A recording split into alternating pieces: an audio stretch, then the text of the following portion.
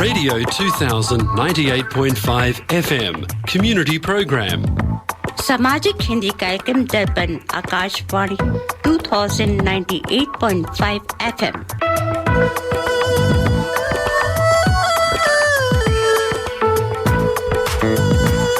Welcome to the Hindi Show, featuring news, interviews, music and community announcements.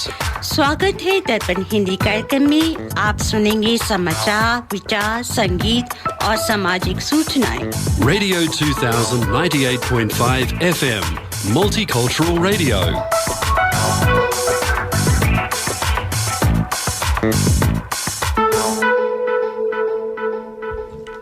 आज रविवार युगात 5123 कलयुग विक्रम संवत 2078 माघ शीश महीने के कृष्ण पक्ष की द्वितीया 2 जनवरी 2022 है। दर्पण के सुनने वाले सभी श्रोताओं को यतेन जी, अजय जी, दुबे जी व पूनम का सप्रेम नमस्कार। हमारे सभी श्रोताओं को नव वर्ष की शुभकामनाएं। इस सप्ताह के समाचार इस प्रकार हैं।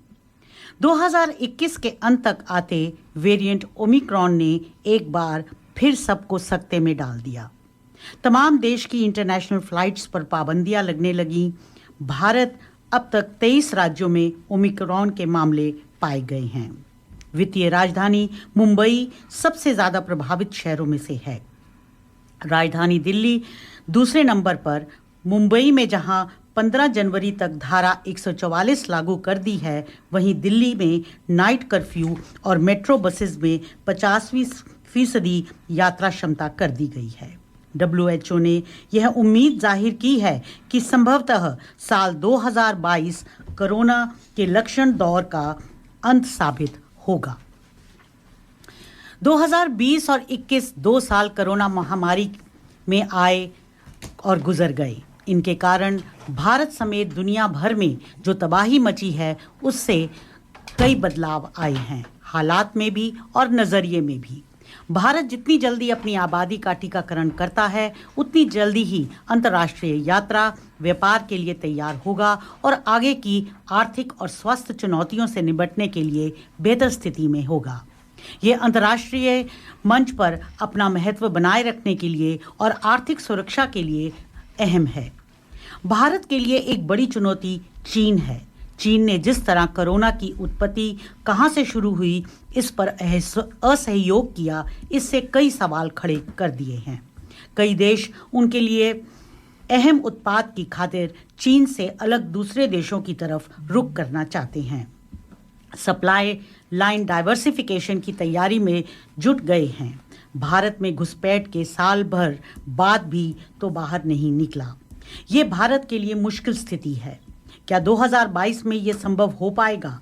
भारत के लिए इसका जवाब ढूंढना बेहद ज़रूरी है, क्योंकि ये न सिर्फ उसकी सप्रभुता से जुड़ा है, बल्कि रणनीतिक आर्थिक सुरक्षा क्षेत्र में उसके प्रभाव और दुनिया के सामने उसकी छवि से भी। अमेरिका के अफगानिस्तान से निकलने के बाद इस देश का नाम भी भारत के लिए चुनौतियां से जुड़ गया है। लाख कोशिशों के बाद भी वहां की महिलाएं समेत एक समावेशी सरकार तालिबान ने नहीं बना पाई है। विदेशों से मिलने वाली आर्थिक मदद बंद है। एक बड़ी आबादी भुखमरी की कगार पर खड़ी है। पाकिस्तान की छाप वहां भी सरकार पर साफ है। कुल मिलाकर हालात ऐसे हैं कि वहां से आतंक के खतरे को भारत नजरअंदाज नहीं कर सकता। दूसरी ओर तालिबान की बदले की कार्रवाई से उनके दमनकारी शासन से निकलने की इच्छा रखने वाले अफगान जो भारत आना चाहते हैं, उनके लिए सारे रास्ते बंद हैं, जिसकी बड़ी वजह सुरक्षा है। जिस अफगानिस्तान में भारत का दूतावास और 4 कॉन्सुलेट थे, आज वहां दूतावास दोबारा खोलने तक की स्थिति नहीं है। पड़ोस की इन बड़ी चुनौतियों के अतिरिक्त बाकी पड़ोसियों से तारतम्य बिठाना, खास करके जब चीन पैसे बहाने को तैयार बैठा हो। ज़रूरी है श्रीलंका में निवेश हो, तमिलों का मसला हो या मछुआरों का, नेपाल से सीमा विवाद, सब पर 2022 में नजर रहेगी और 2 बड़ी शक्तियों के अमेरिका और रूस के साथ संबंधों का संतुलन भी जरूरी होगा। एक बड़ी चुनौती जो भारत के अंदर है, अल्पसंख्यकों के खिलाफ हमले, हेट स्पीच, पत्रकारों, एक्टिविस्ट्स पर कार्रवाई जैसे मामलों पर रोक लगाने होगी, क्योंकि इसकी गूंज अंतर्राष्ट्रीय स्तर पर सुनाई देती है और भारत की समावेशी छवि को चोट पहुंचाती है। तो 2022 चुनौतियों से भरा साल होगा। उत्तर प्रदेश सहित 5 राज्यों में चुनाव होने वाले हैं। इसके लिए सभी पार्टियों ने कमर कस ली है। हालांकि चुनाव आयोग ने अभी तारीखों का ऐलान नहीं किया, मगर सभी पार्टियों के नेता वोटर्स को लुभाने की कमर कस के कोशिश कर रहे हैं। सीएम योगी की रामपुर में रैली होने वाली है। चुनाव प्रचार में बीजेपी ने कोई कसर नहीं छोड़ी। केंद्रीय मंत्री अमित शाह ने अयोध्या रैली को संबोधित करते विपक्ष पर करारा प्रहार किया है। दिल्ली सहित पूरे देश के 15 से 18 साल के बच्चों को वैक्सीनेशन का उपहार मिलने जा रहा है। दिल्ली के सभी सेंटर्स पर कोविशील्ड की डोज उपलब्ध है। केंद्र ने एक अनुमान के अनुसार 15 साल से 18 साल के बच्चों की संख्या 10.80 लाख बताई गई है। टाटा सन्स के चेयरमैन रतन टाटा ने 28 दिसंबर 2021 को अपना 84वां जन्मदिन मनाया। बिजनेस लीडर्स के साथ साथ इंडस्ट्री के जितने भी बिजनेस पर्सन्स थे, उन्होंने भी अपनी शुभकामनाएं दी। श्री टाटा ने बिना किसी लैविश पार्टी या फैंसी डेकोरेशंस और केक के अपने सेलिब्रेशंस को सिंपल रखना चुना। उन्होंने सिर्फ एक कप केक पर मोमबत्ती रखकर जन्मदिन मनाया। सोशल मीडिया पर सामने आए एक वीडियो में यह देखा गया है।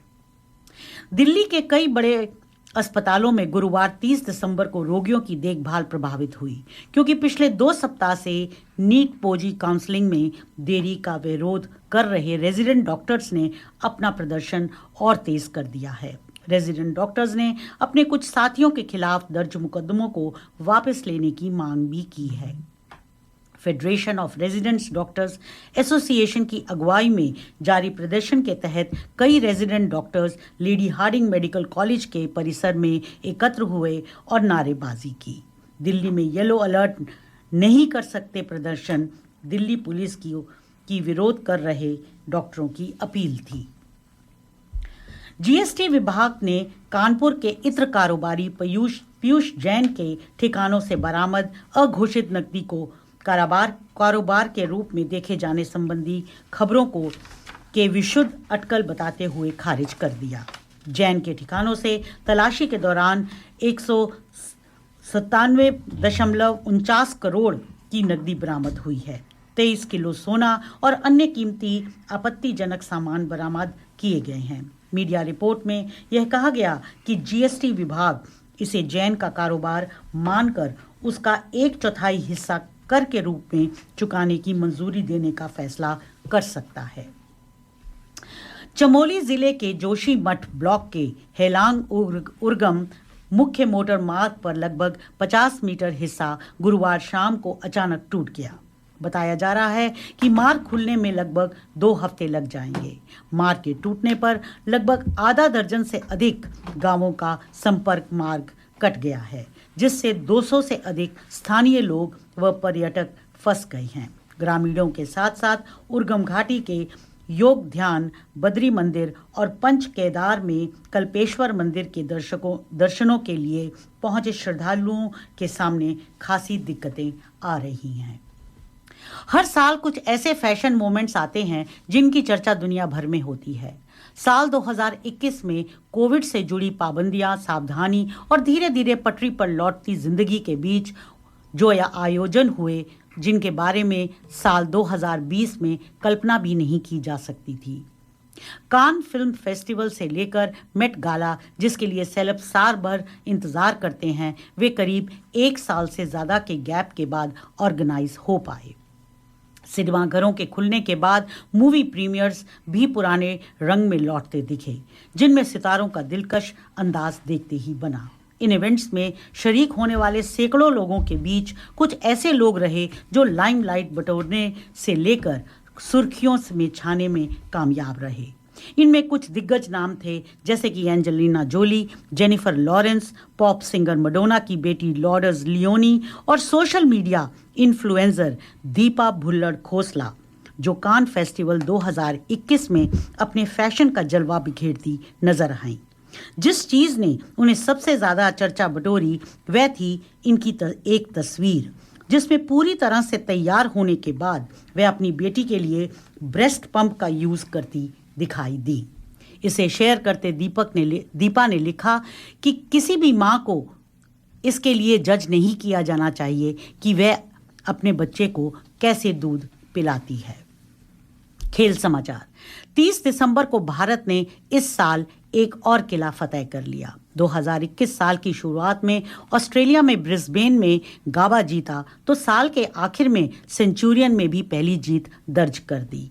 भारत ने सेंचुरियन टेस्ट में दक्षिण अफ्रीका पर 1.0 की बढ़त हासिल की। भारत के लिए 2021 बेहद अच्छा माना जाएगा।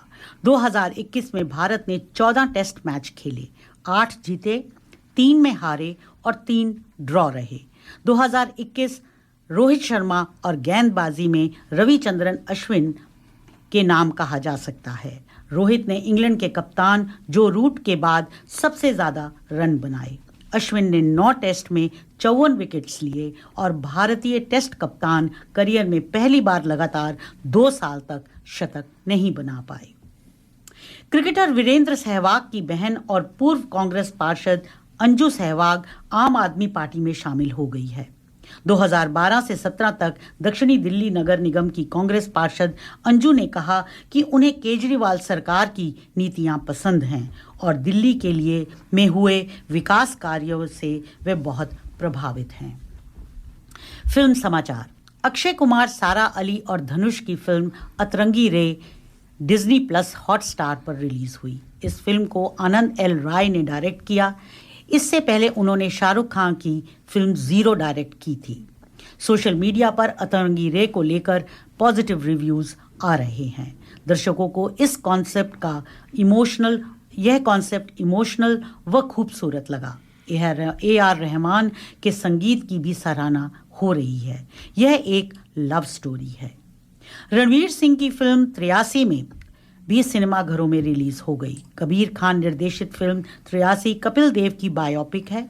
रणवीर सिंह का शानदार अभिनय सराहा जा रहा है। इस प्रोजेक्ट को साजिद नाडियावाला और वरदा नाडियाडवाला का समर्थन भी मिला है।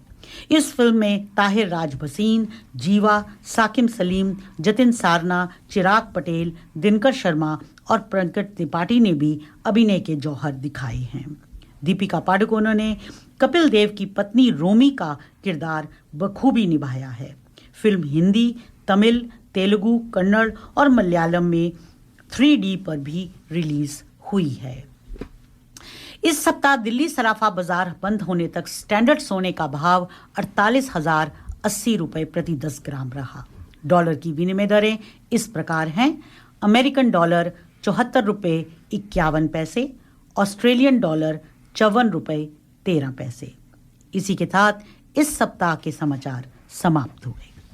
श्रोताओं, आप सुन रहे हैं दर्पण रेडियो कार्यक्रम। यह कार्यक्रम आप हर रविवार 9 बजे से 11 बजे तक 2 घंटे 98.5 FM पर सुनते हैं।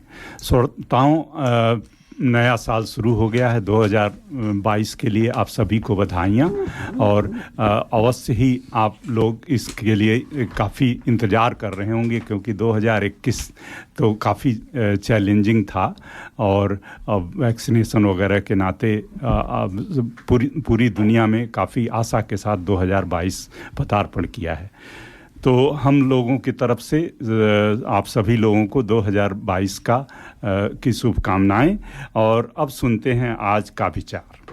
आज का विचार नए वर्ष के लिए ही है, तो उसमें हैप्पीनेस और हंसने के लिए उसके बारे में है। हंसते हुए लोगों की संगत सुगंध की दुकान जैसी होती है। हंसते हुए लोगों की संगत सुगंध की दुकान जैसी होती है। कुछ न खरीदो तो भी आत्माओं को तो महका ही देती है। सादगी परम सौंदर्य है, क्षमा उत्कृष्ट बल है, विनम्रता सबसे अच्छा तर्क है और अपनापन सर्वश्रेष्ठ रिश्ता है। क्या बात है दुबे जी। आज नए साल पे हम नए साल का एक भजन भी लेके आए हैं जी। तो देखो श्रोताओं कैसा पसंद आता है।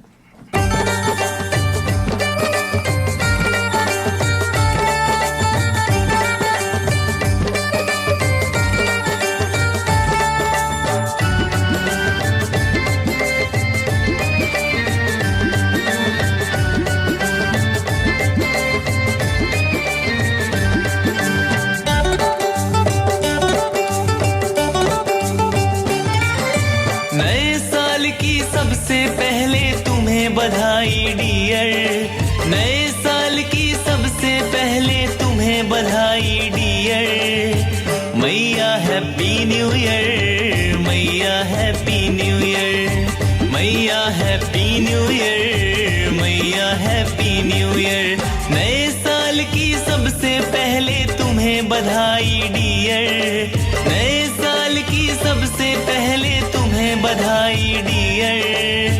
मैया हैप्पी न्यू ईयर, मैया हैप्पी न्यू ईयर, मैया हैप्पी न्यू ईयर, मैया हैप्पी न्यू ईयर।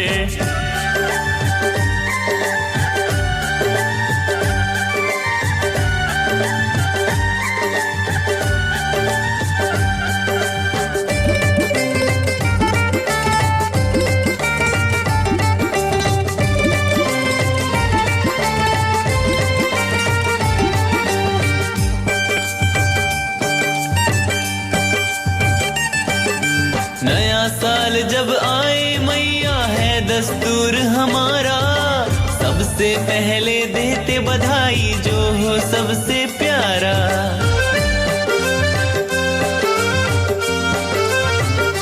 हाँ, नया साल जब आए मैया है दस्तूर हमारा, सबसे पहले देते बधाई जो हो सबसे प्यारा।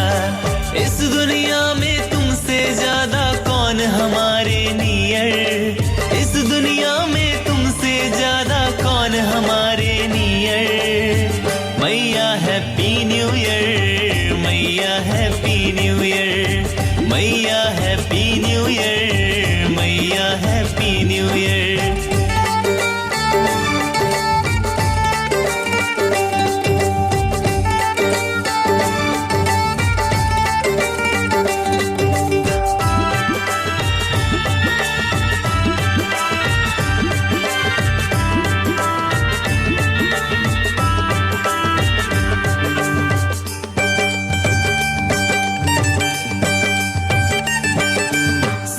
पुराना बीता मां रह गई पुरानी यादें, तुम्हें निभाना होगा मैया सारे पुराने वादे।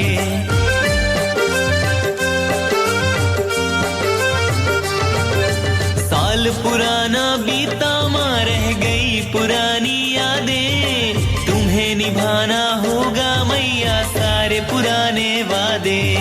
नए साल में कर दो मेरे सारे संकट क्लियर, नए साल में कर दो मेरे सारे संकट क्लियर। मैया हैप्पी न्यू ईयर, मैया हैप्पी न्यू ईयर, मैया हैप्पी न्यू ईयर, मैया हैप्पी न्यू ईयर।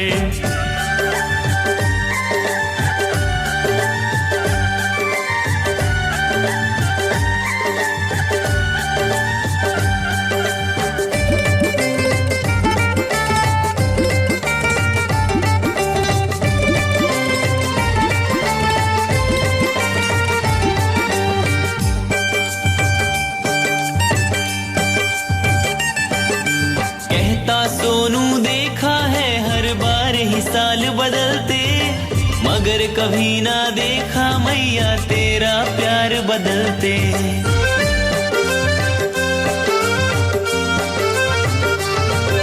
कहता सोनू देखा है हर बार ही साल बदलते, मगर कभी ना देखा मैया तेरा प्यार बदलते। ममता का तेरे अमृत पीकर करते हम चीयर, ममता का तेरे अमृत पीकर करते हम चीयर। मैया हैप्पी न्यू ईयर, मैया हैप्पी न्यू ईयर, मैया हैप्पी न्यू ईयर, मैया हैप्पी न्यू ईयर। नए साल की सबसे पहले तुम्हें बधाई डियर, नए साल की सबसे पहले तुम्हें बधाई डियर। मैया हैप्पी न्यू ईयर, मैया हैप्पी न्यू ईयर, मैया हैप्पी न्यू ईयर, मैया हैप्पी न्यू ईयर, मैया हैप्पी न्यू ईयर, मैया हैप्पी न्यू ईयर, मैया हैप्पी न्यू ईयर, मैया हैप्पी न्यू ईयर, मैया हैप्पी न्यू ईयर। श्रोताओं, ये मैया हैप्पी न्यू ईयर आपको कैसा लगा? ये हम लोगों की पूनम जी खासियत है कि हम हर चीज में अपना भजन बना ही लेते हैं, बिल्कुल सही बात है ना? इसमें भी हैप्पी न्यू जब ईयर सबको हैप्पी न्यू ईयर कर रहे हैं तो माँ को क्यों नहीं? Very nice. श्रोताओं, आज प्रोग्राम में हम काफ़ी कुछ लेके आने वाले हैं। एक तो हमारे डॉक्टर साहब लेके आए हैं नाना पाटेकर के ऊपर, उनका जन्म दिवस है, 1 तारीख को था डॉक्टर साहब क्या?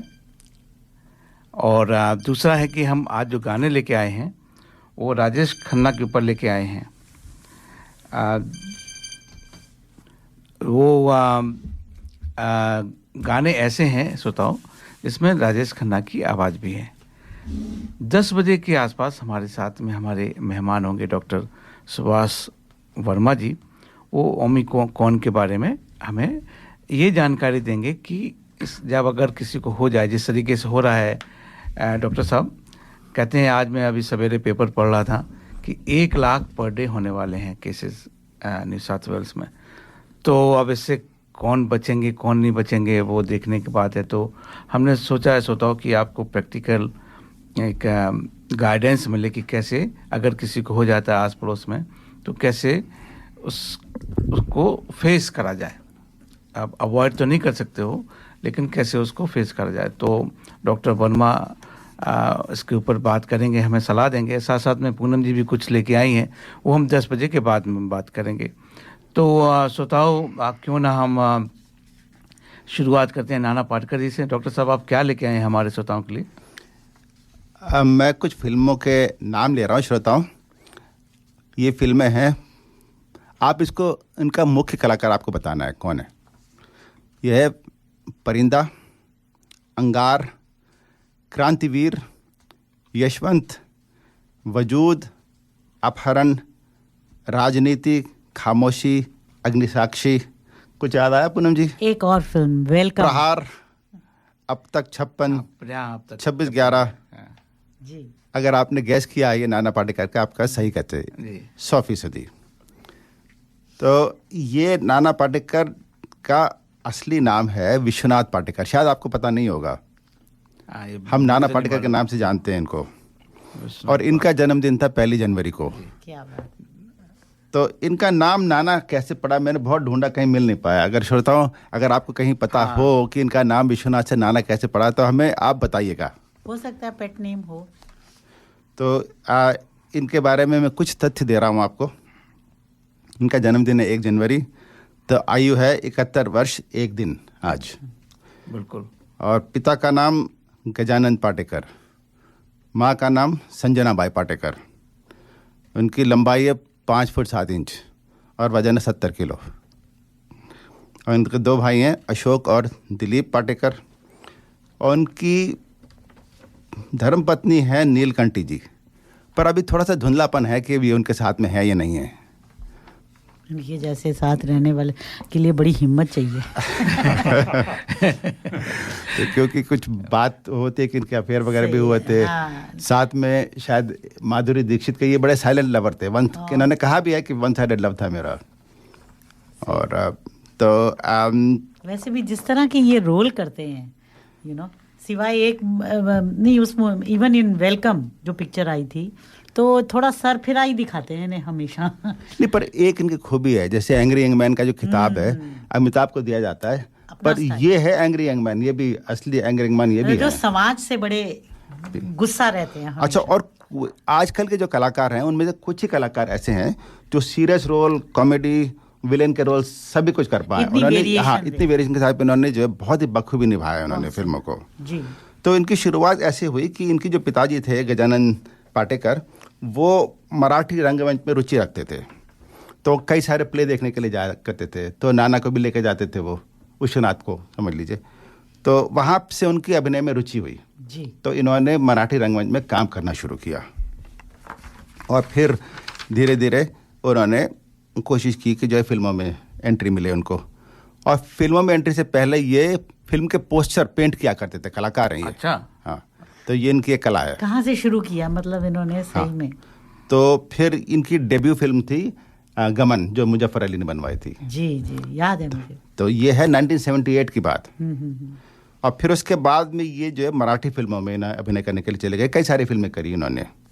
और वापसी हुई इनकी हिंदी फिल्मों की फिल्म परिंदा से, जो 1990 में बनी। राइट। और इस फिल्म में उनको जो है बेस्ट सपोर्टिंग एक्टर का अवार्ड मिला। और कमाल की बात यह है कि नेशनल अवार्ड भी मिला और फिल्म फेयर अवार्ड भी मिला बेस्ट सपोर्टिंग एक्टर के लिए। क्या बात।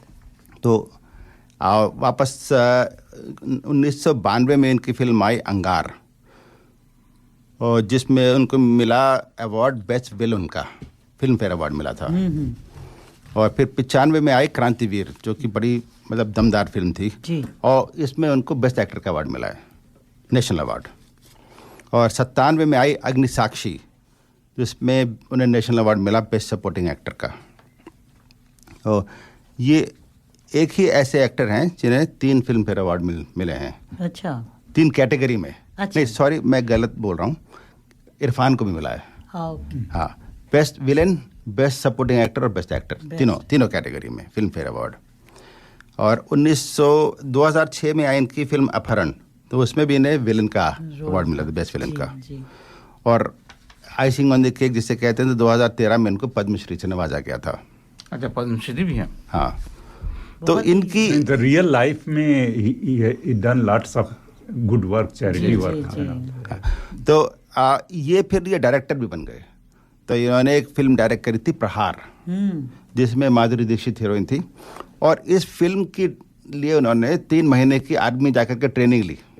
अच्छा। हाँ, और इनको ऑनररी कैप्टन की जो है उनको वो मिला गया, दिया गया, उनको एक उपाधि दी गई।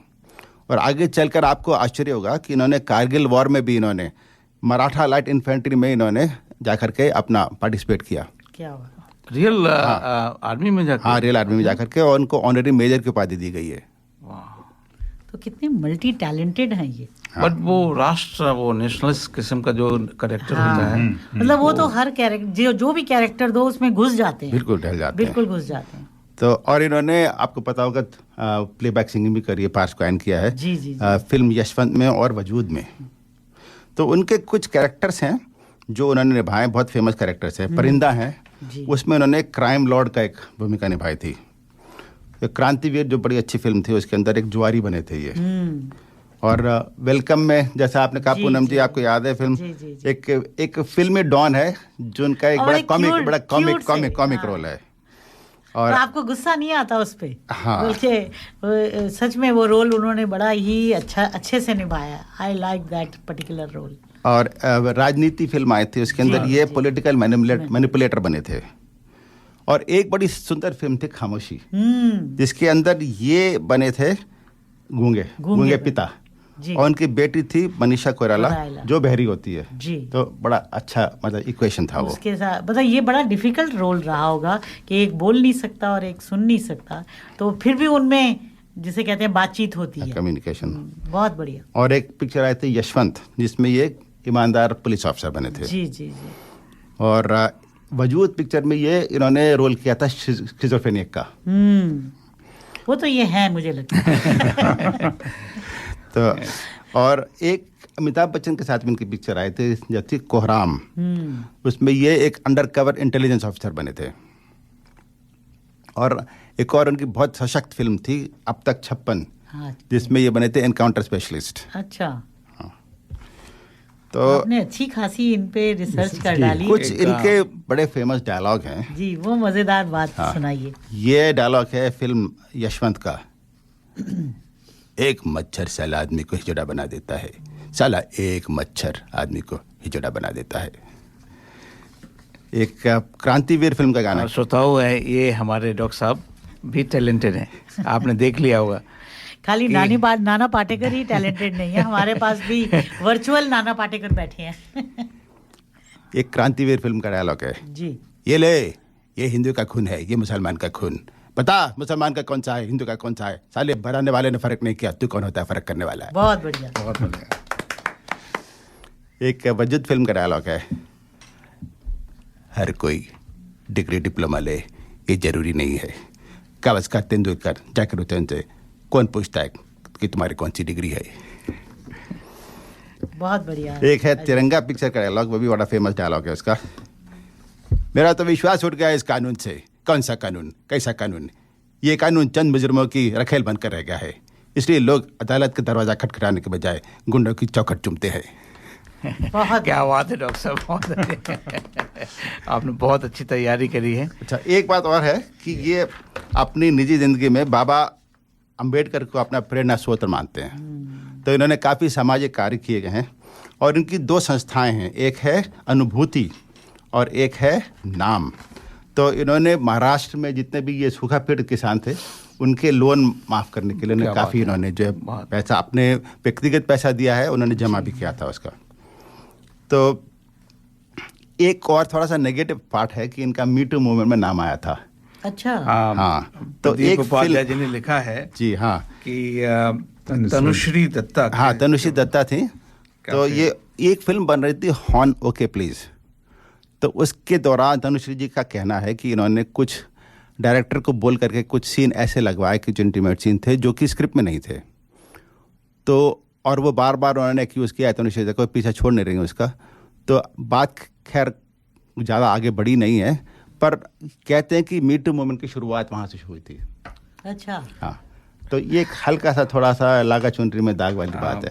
अब ठीक है, आफ्टर ऑल इंसान ही है, वो चुनरी भी क्या जिसमें दाग ना हो। दाग ना हो, सही बात। तो श्रोताओं, प्रोग्राम को और आगे बढ़ाते हैं, तो अपने स्पॉन्सर का एक संदेश भी सुनते हैं। बहुत अच्छे सुन, मजा आ गया। If you are looking for a trusted banking partner who can connect you with your dear ones in India, then reach out to State Bank of India in Australia. Visit our website www.sbisyd.com.au for more details on products and services. State Bank of India Sydney is a proud sponsor of Darpan Radio.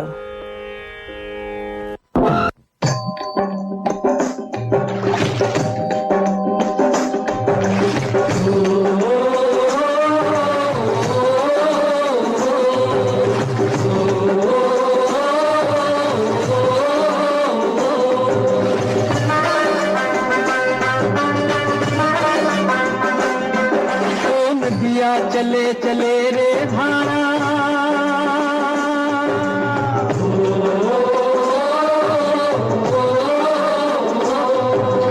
नदिया चले चले रे धारा, चंदा चले चले रे तारा, तुझको चलना होगा, तुझको चलना होगा, तुझको चलना होगा, तुझको चलना होगा।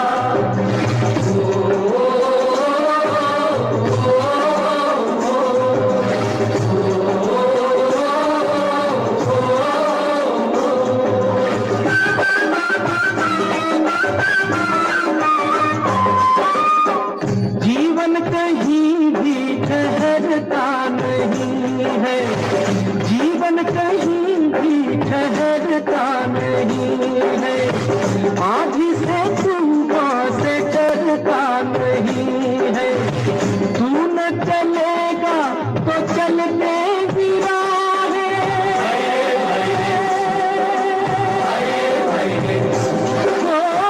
तू न चलेगा तो चलने की राह है, मंजिल को तरसेंगी तेरी निगाहें, तुझको चलना होगा।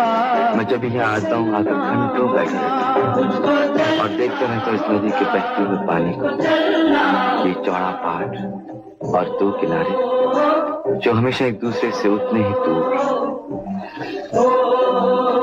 कि मांझी ये कश्ती और ये लहरों पे लहराता हुआ नाचता हुआ गीत। मैं जब भी इस गीत को सुनता हूँ तो मुझे ऐसे लगता है जैसे मेरा इनके साथ बहुत पुराना मेल है, जैसे इस धारा के साथ मुझे भी कहीं और जाना है, कहीं दूर जाना है, जैसे मुझे भी किसी नाव का इंतजार है, किसी माझी की जरूरत है। नाव तो क्या बह जाए किनारा,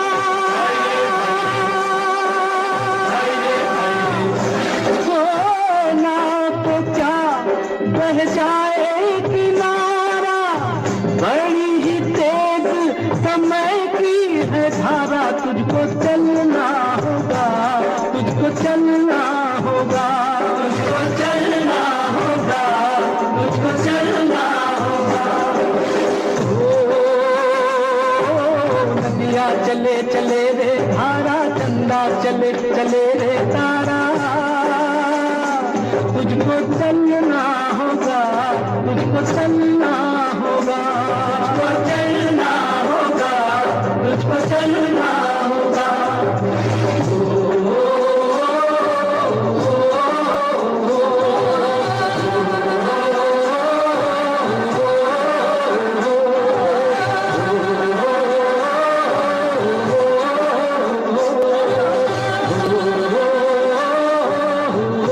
हेलो ऑस्ट्रेलिया। अपनी सभी मेडिकल, डेंटल और लैब सप्लाईज के लिए संपर्क कीजिए विशमेड प्रोप्राइटरी लिमिटेड से। विशमेड 11 साल पुरानी एक रिलायबल कंपनी है। Wishmade has availability of quality products at reasonable price. You wish, Wishmade delivers. That's their motto. अधिक जानकारी के लिए संपर्क करें 0296728656 पर या ऑनलाइन जाएं www.wishmed.com.au। Wishmed is proud sponsor of Darpan Radio.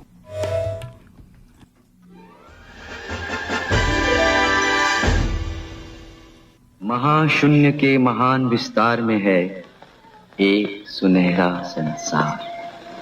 घर है वही सूरज और धरती का, जन्मी है वही जिंदगी, पैदा हुआ है प्यार। प्यार का, प्रकाश का सूरज है महापुष्प, उसी की महक से महकता है मानव मन। समय की, सृजन की सूरज है पहली मुस्कान, उसी से है 49 पवनों का जीवन संगीत। सुहाग का, सुहाग रात का सूरज है पहला पति। आता है रोज नए रंग से, जाता है रोज नए ढंग से, सजता है सजाता है प्राण प्रिय धरती को। मौसम की मेहंदी से, बिजुली की बिंदी से, इंद्रधनुषी महवार से, बादल के काजर से। योग का, भोग का, शाश्वत संभोग का सूरज है महायोगी। रीति और रिवाज है उसी की परंपरा, कार्यक्रम उसी से, मायाक्रम उसी से, दृश्य भ्रम उसी से, स्वर्ण वहम उसी से। जन्मी है धरती सूरज से, फिर भी सूरज को धरती है। सूरज है सूरज धरती से, पर धरती फिर भी धरती है।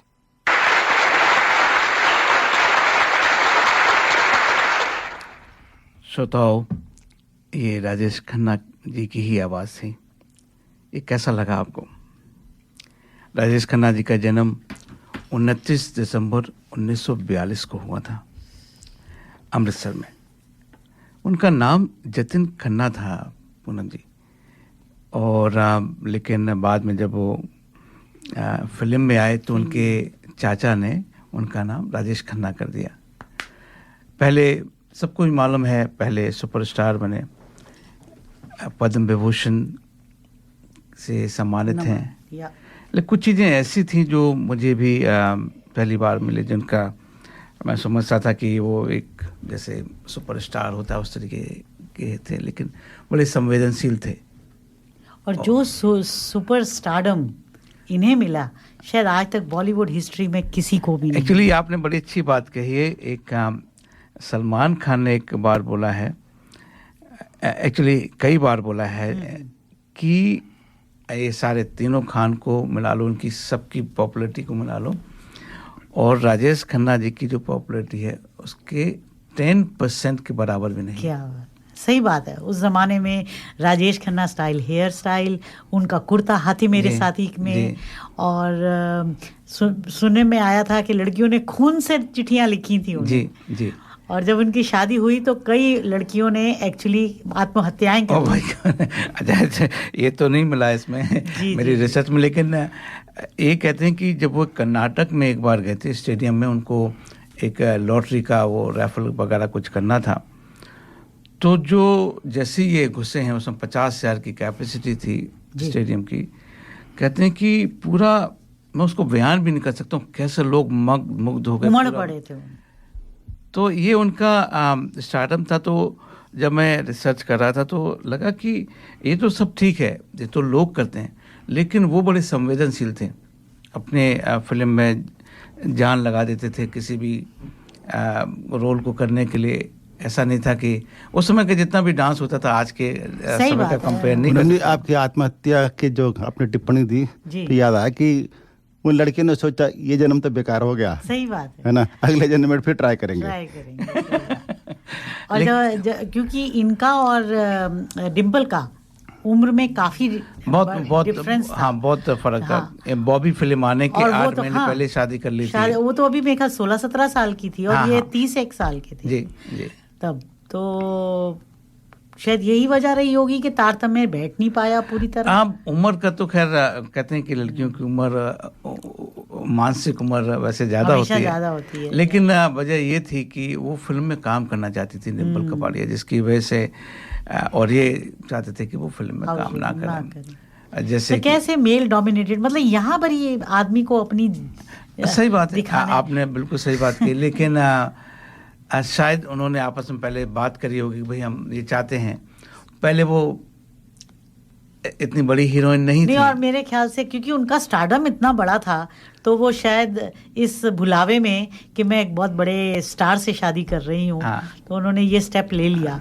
तो मैं भी बाद में उन्हें इस चीज़ का अफसोस हुआ। वैसे इनकी जो गर्लफ्रेंड थी जी, अंजू महेंद्रू जी, तो वो था, लेकिन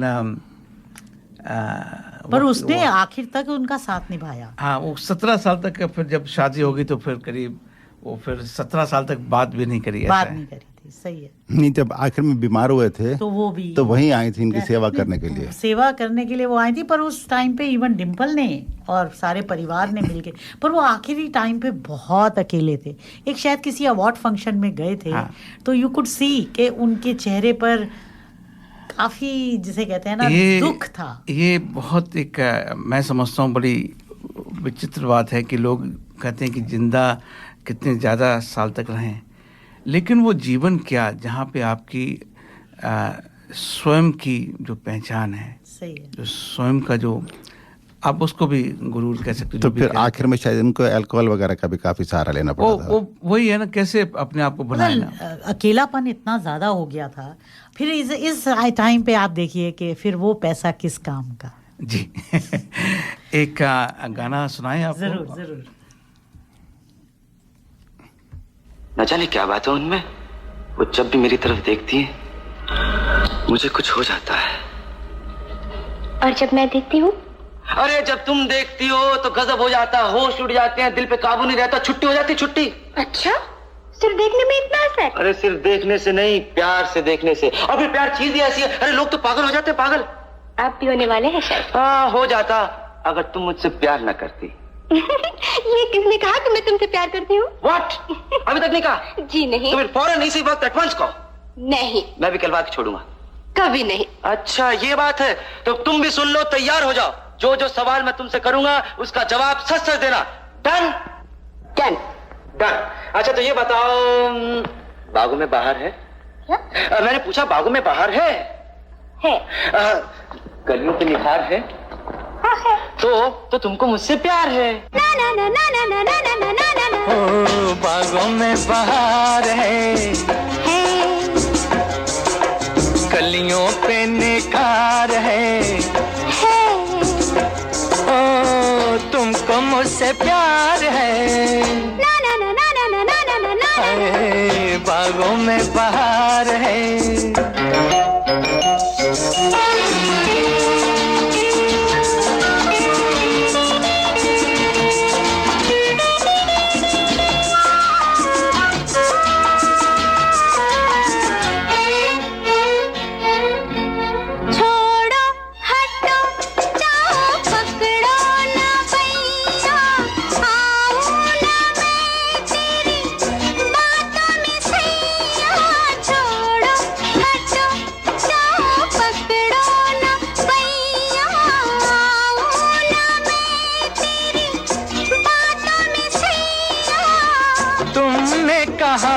देखो देखो मुझे सैया, बोलो तुमको इकरार है।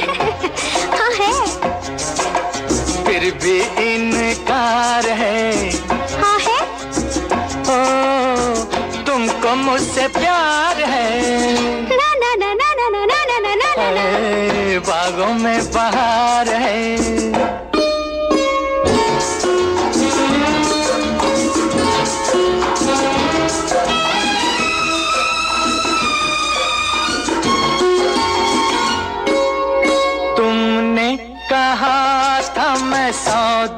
सहूंगी छुप के पिया, तेरे मन में रहूंगी। तुमने कहा था मैं सौ दुख सहूंगी छुप के पिया, तेरे मन में रहूंगी।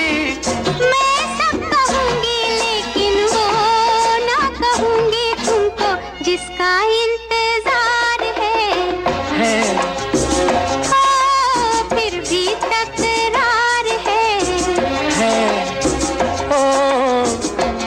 मुझसे प्यार है। ना ना ना ना ना ना ना ना ना। ओ बागों में बहार है।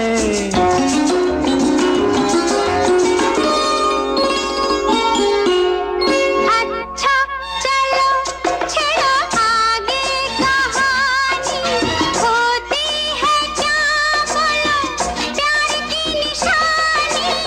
अच्छा चलो छेड़ो आगे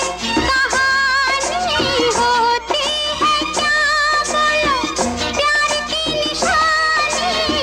बेचैन रहती है प्रेम दीवानी, बोलो क्या दिल बेकरार है। मुझ पे एतबार है, जीना दुश्वार है। आज सोमवार है, तुमको मुझसे प्यार है। ना ना ना ना ना ना ना ना। मैं करी masters the butter chicken packet Indian दुकान से लेके आया। ना मैं लहसुन, ना प्याज, ना अदरक, ना कोई मिर्च मसाला पाया। मैंने जब बनाकर अपनी पत्नी को खिलाया, उसने मुझे पति से पति देव बनाया और करी मास्टर्स के बारे में सारे शहर को बताया। जय हो करी मास्टर्स।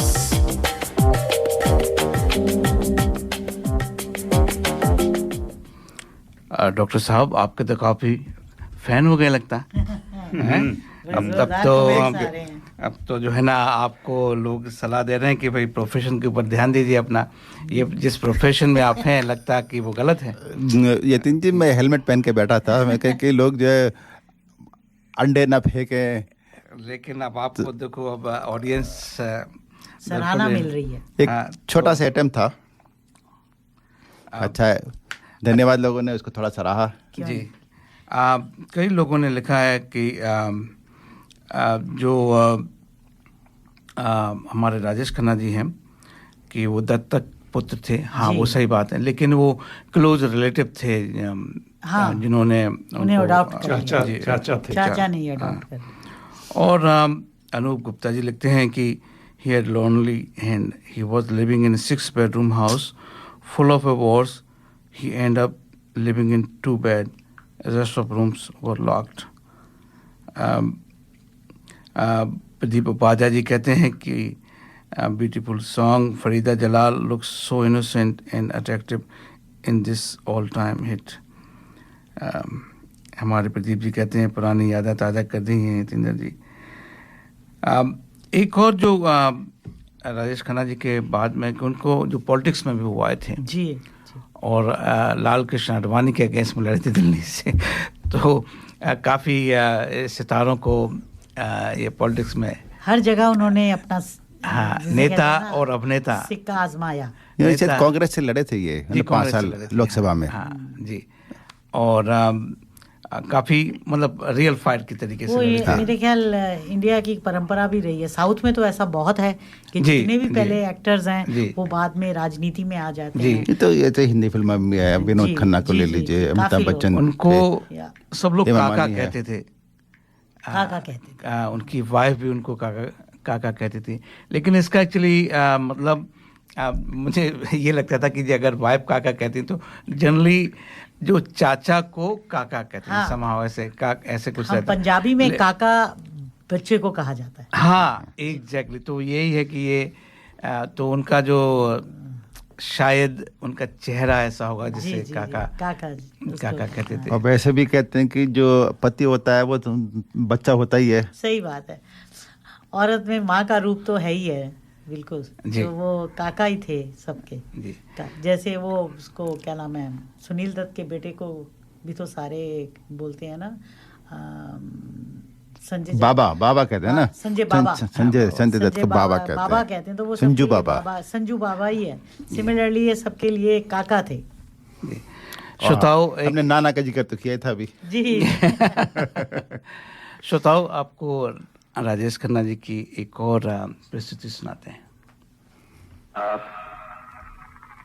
आप क्या जाने मुझको समझते हैं क्या, मैं तो कुछ भी नहीं। इस कदर प्यार इतनी बड़ी भीड़ का मैं रखूंगा कहां।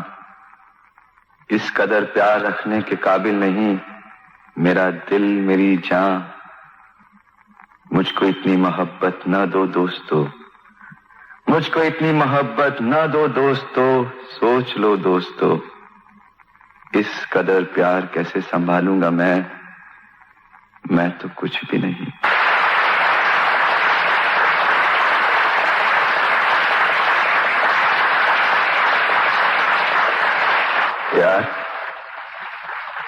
प्यार एक शख्स का भी अगर मिल सके तो बड़ी चीज है जिंदगी के लिए।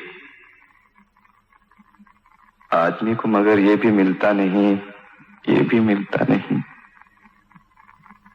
मुझको इतनी मोहब्बत मिली आपसे, मुझको इतनी मोहब्बत मिली आपसे, ये मेरा हक नहीं मेरी तकदीर है। मैं जमाने की नजरों में कुछ भी न था, मैं जमाने की नजरों में कुछ भी न था। मेरी आंखों में अब तक वो तस्वीर है। इस मोहब्बत के बदले मैं क्या नजर दूं, मैं तो कुछ भी नहीं। इज्जतें, शोहरतें, चाहतें, उल्फतें, कोई भी चीज दुनिया में रहती नहीं। आज मैं हूं जहां कल कोई और था, आज मैं हूं जहां कल कोई और था। ये भी एक दौर है, वो भी एक दौर था। आज इतनी मोहब्बत ना दो दोस्तों, आज इतनी मोहब्बत ना दो दोस्तों कि मेरे कल की खातिर न कुछ भी रहे। आज का प्यार थोड़ा बचा कर रखो, आज का प्यार थोड़ा बचा कर रखो मेरे कल के लिए। कल जो गुमनाम है, कल जो सुनसान है, कल जो अनजान है, कल जो वीरान है, मैं तो कुछ भी नहीं हूं, मैं तो कुछ भी नहीं।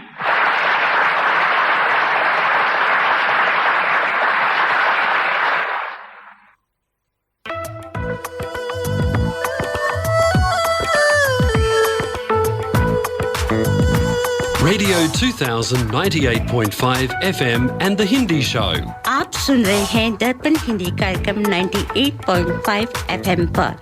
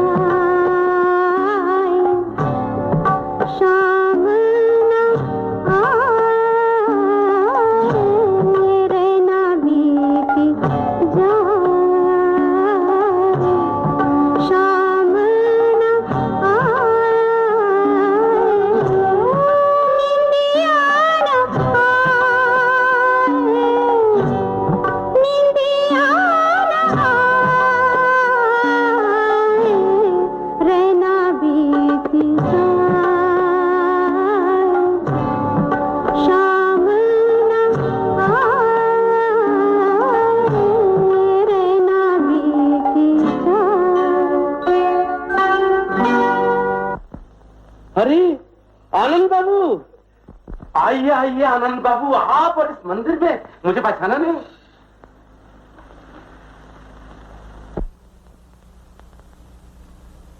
गाइए ना, आप रुक क्यों गए? गाओ ना बेटी, गाओ।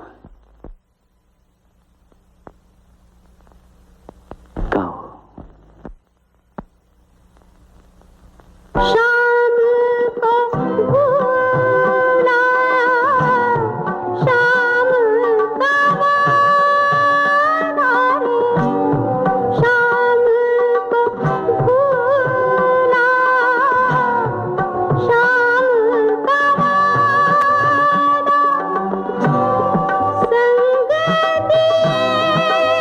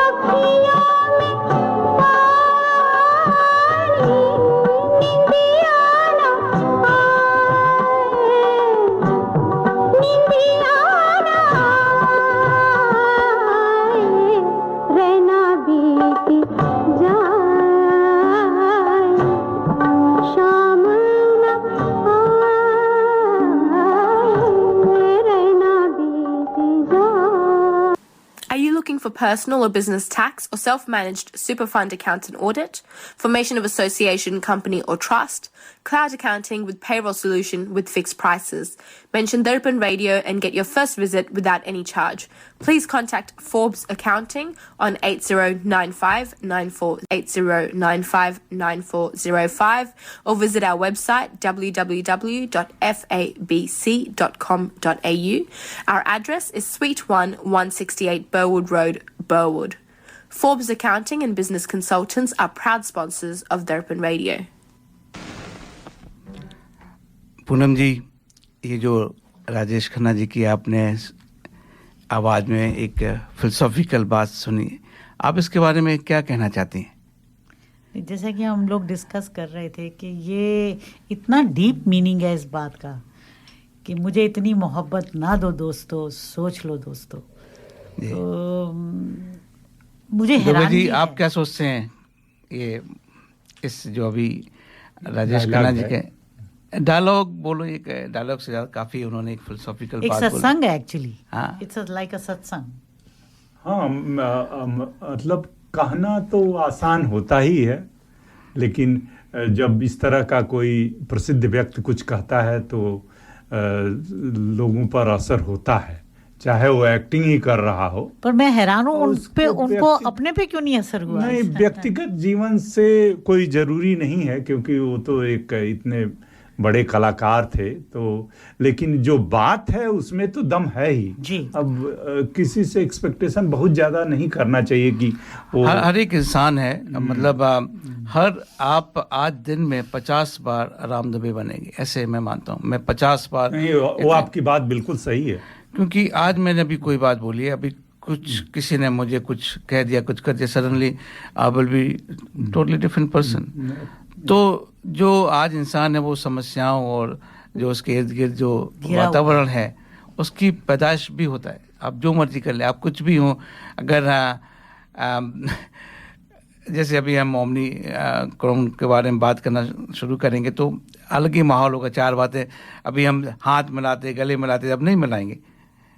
तो ये सब तो मतलब कई रूप हैं इंसान के, और जो हालात हैं उससे वो बदल जाते हैं। जी सही कहा आपने। तो श्रोताओं, एक और काम करिए कि आप अपने प्रश्न को तैयार रखिए, या हमें चाहें तो अभी भेज सकते हैं व्हाट्सएप ग्रुप पे, जिससे कि हम डॉक्टर सुभाष वर्मा जी से उन सबसे पूछ लेंगे।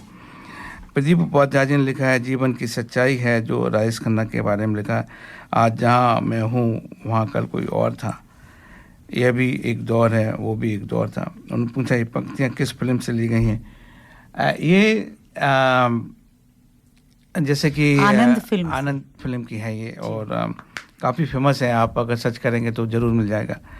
मैं तो कई बार इसको सुना, और हर बारी मुझे लगा कि जैसे दोबारा नया सुनना ऐसे है। डॉक्टर साहब कुछ कहना? राजेश खन्ना जी के बारे में जब बात हो तो उनकी और अमिताभ बच्चन की एक वो भी थी, प्रतिस्पर्धा थी, तो उसका भी जिक्र होना चाहिए। क्योंकि जब जैसे उनका सूर्य अस्त हो रहा था, यहाँ पे अमिताभ का जो है सूर्य उदय हो रहा था। उन्होंने डायलॉग बोला है कि जहाँ मैं हूँ कल कोई और था, और जहाँ कल कोई और था वहाँ कोई और आ जाएगा।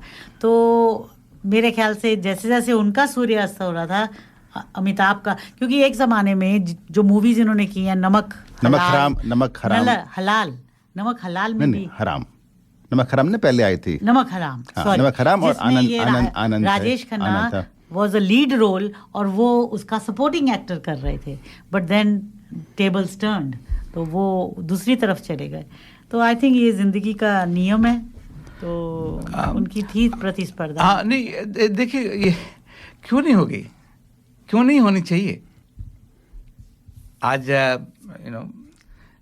कोई अकाउंटेंट है, कोई अच्छा अकाउंटेंट क्यों नहीं बने, मतलब इसमें तो कोई बुराई नहीं मैं मानता हूँ। हाँ नहीं ठीक है, इससे तो सबका फायदा है, सब इससे हर एक को फायदा है। एक डॉक्टर है, कोई दूसरा डॉक्टर और अच्छा डॉक्टर बने, क्यों नहीं, मैं तो नहीं समझता हूँ इसमें कोई बुराई है।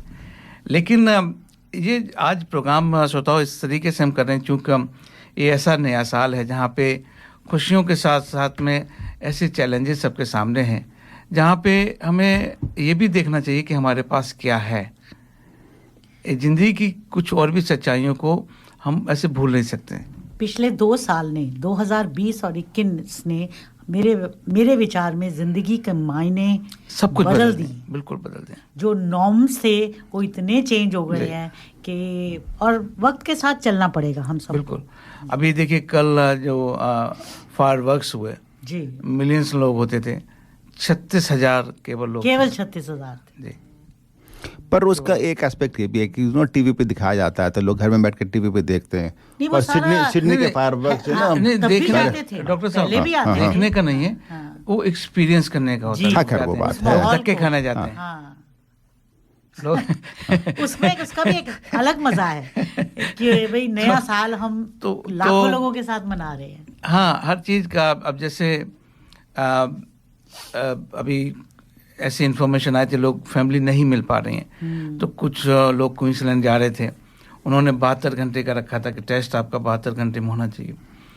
तो एक शख्स पहुंचे वहाँ पे, 4 की फैमिली थी, मियाँ बीबी और एक बेटा बेटी, और बेटी का रिजल्ट आया 72 घंटे से थोड़े बाद में, और उन्होंने पूरे परिवार को डिटेन कर लिया। मैंने ये कहा कि फिर आप 3 जाओ, बेटी को छोड़ के जाओ। अब ऐसी ये कभी किसी ने नहीं सोचा होगा कि ऐसी भी समस्याएं आएंगी। हितेन जी, लास्ट मिनट पर लोगों की वेडिंग्स जो हैं जी, वो जैसे कहते हैं ना, पोस्टपोन हो रही हैं। तो मतलब सारे तैयारियां हो चुकी हैं, इस सब के लिए हम जैसे तैयार हो रहे हैं अब कि इस कोई भी कुछ भी हो सकता है किसी समय भी, तो आपको हर सिचुएशन अब जैसे वो आज न्यूज़पेपर में लिखा है कि 1 लाख प्रतिदिन हर 4 दिन में दुगने हो रहे हैं केस। हाँ, अब यहाँ पे होंगे न्यू साउथ वेल्स में, अब उसमें कोई अपना भी होगा। अभी तक तो ये था कि भाई उसको हुआ है, इसको हुआ है, अब हमें मालूम पड़ा कि तो अपने किसी को हो रहा है जी। तो इसके लिए हमें एक सच्चाई को तो जैसे अभी वर्मा जी आएंगे तो हम ज़्यादा डिटेल में डिस्कस करेंगे ओमिक्रॉन कोरोना के बारे में। तो श्रोताओ, आपकी इस बारे में क्या विचार हैं? नए साल को हम और कैसे मनाते, आप हमें जरूर लिखिएगा। Well, Work, home, kids. Oh, life is so busy. Where is the time to cook? With Curry Master's complete curry mix, it's ready to cook with 3 simple steps and the curry is ready. It's so easy. They have huge variety to choose from. Their vegan butter chicken and Thai tofu curry is a big hit. Available at all Indian grocery stores. Thank God it's available at all Indian grocery stores. ये था हमारे sponsor करी master का संदेश। श्रोताओ, एक हमारे श्रोता हैं, उनका नाम श्वेता प्रसाद है। तो उन्होंने एक गाने की फरमाइश करी है और काफ़ी अच्छा, मुझे भी, मैंने उस तरीके से कभी इस गाने को नहीं सुना था। आशा है कि आपको पसंद आएगा।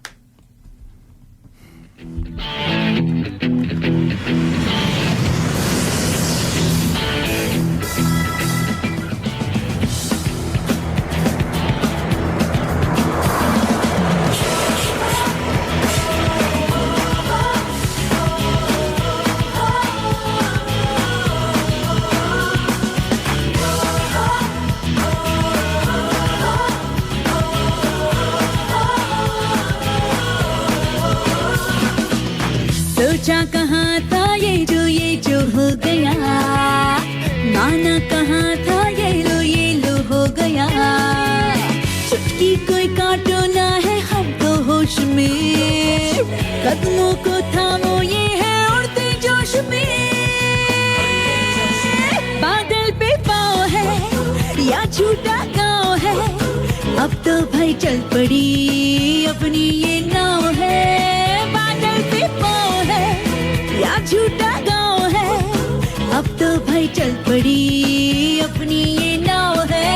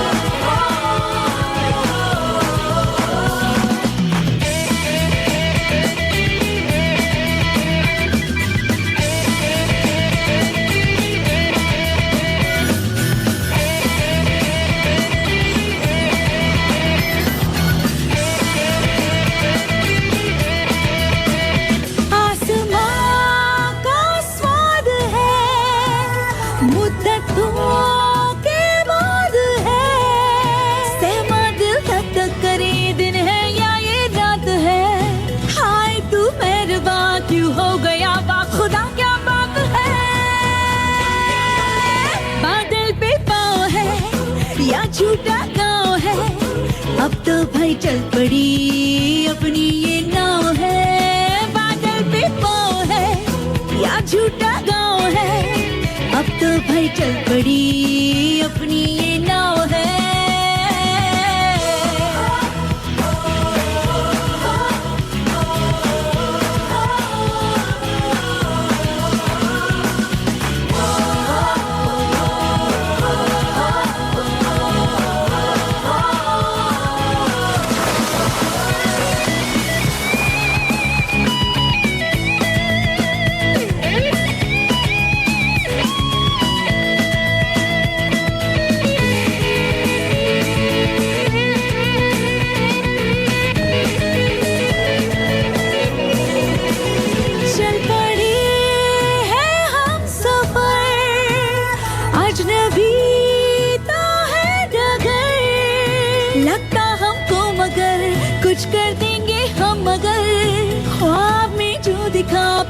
छिपा बस जाएगा वो नगर। बादल पे पाँव है या झूठा गाँव है, अब तो भाई चल पड़ी अपनी ये नाव है। बादल पे पाँव है या झूठा गाँव है, अब तो भाई चल पड़ी अपनी ये नाव है।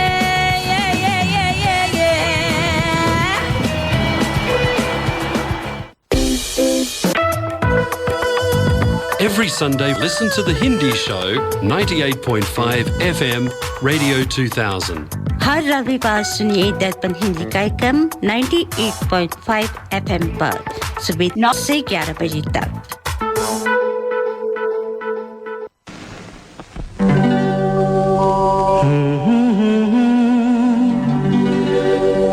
हसीना से यूं मुलाकात हो गई, एक अजनबी हसीना से यूं मुलाकात हो गई।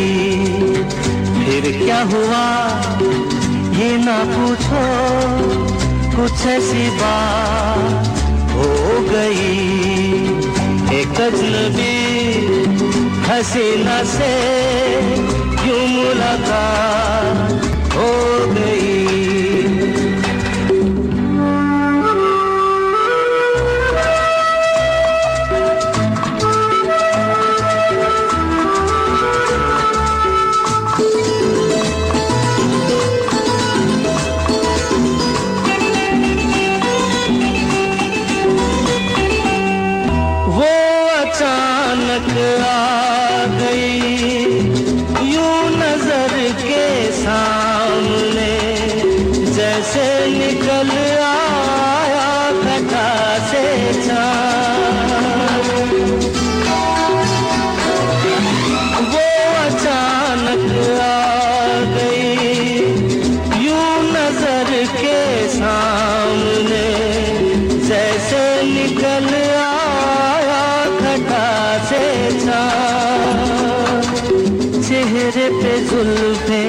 बिखरी हुई थी, दिन में रात हो गई, एक अजनबी हसीना से यूं मुलाकात हो गई।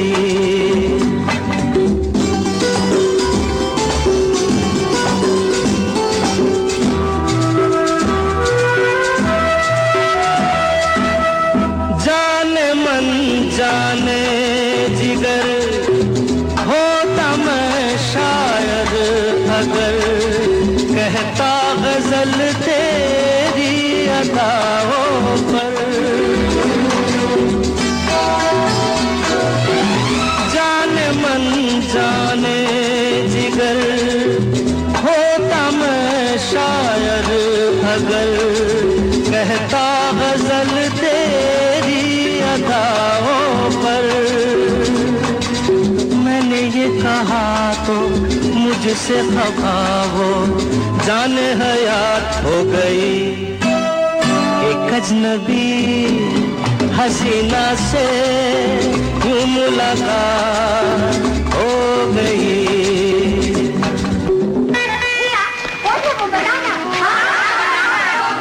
बता दूं? वो यहीं पर ऐसे नहीं बताऊंगा, तुम लोग एक दायरे में खड़े हो जाओ, जिसके कंधे पे रुमाल रख दो, बस समझ जाओ।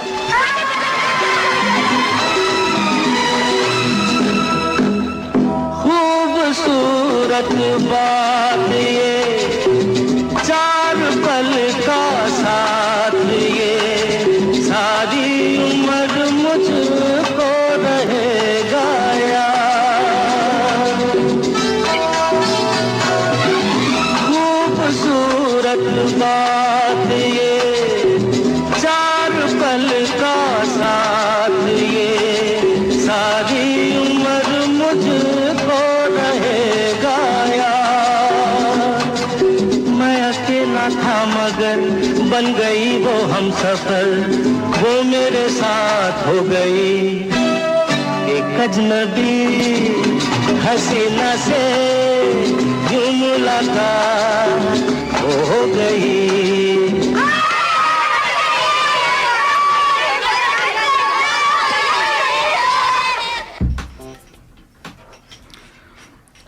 श्रोताओं, हमारे मेहमान डॉक्टर सुभाष वर्मा जी आ गए हैं। इससे पहले कि हम उनको उनका इंट्रोडक्शन कराएं, हम अपने स्पॉन्सर का एक संदेश भी सुन लेते हैं।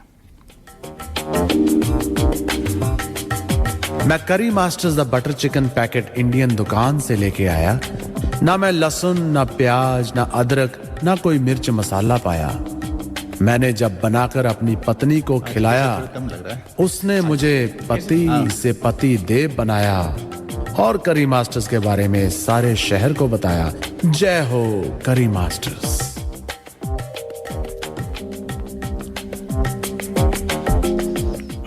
ये था हमारे स्पॉन्सर करी मास्टर का संदेश।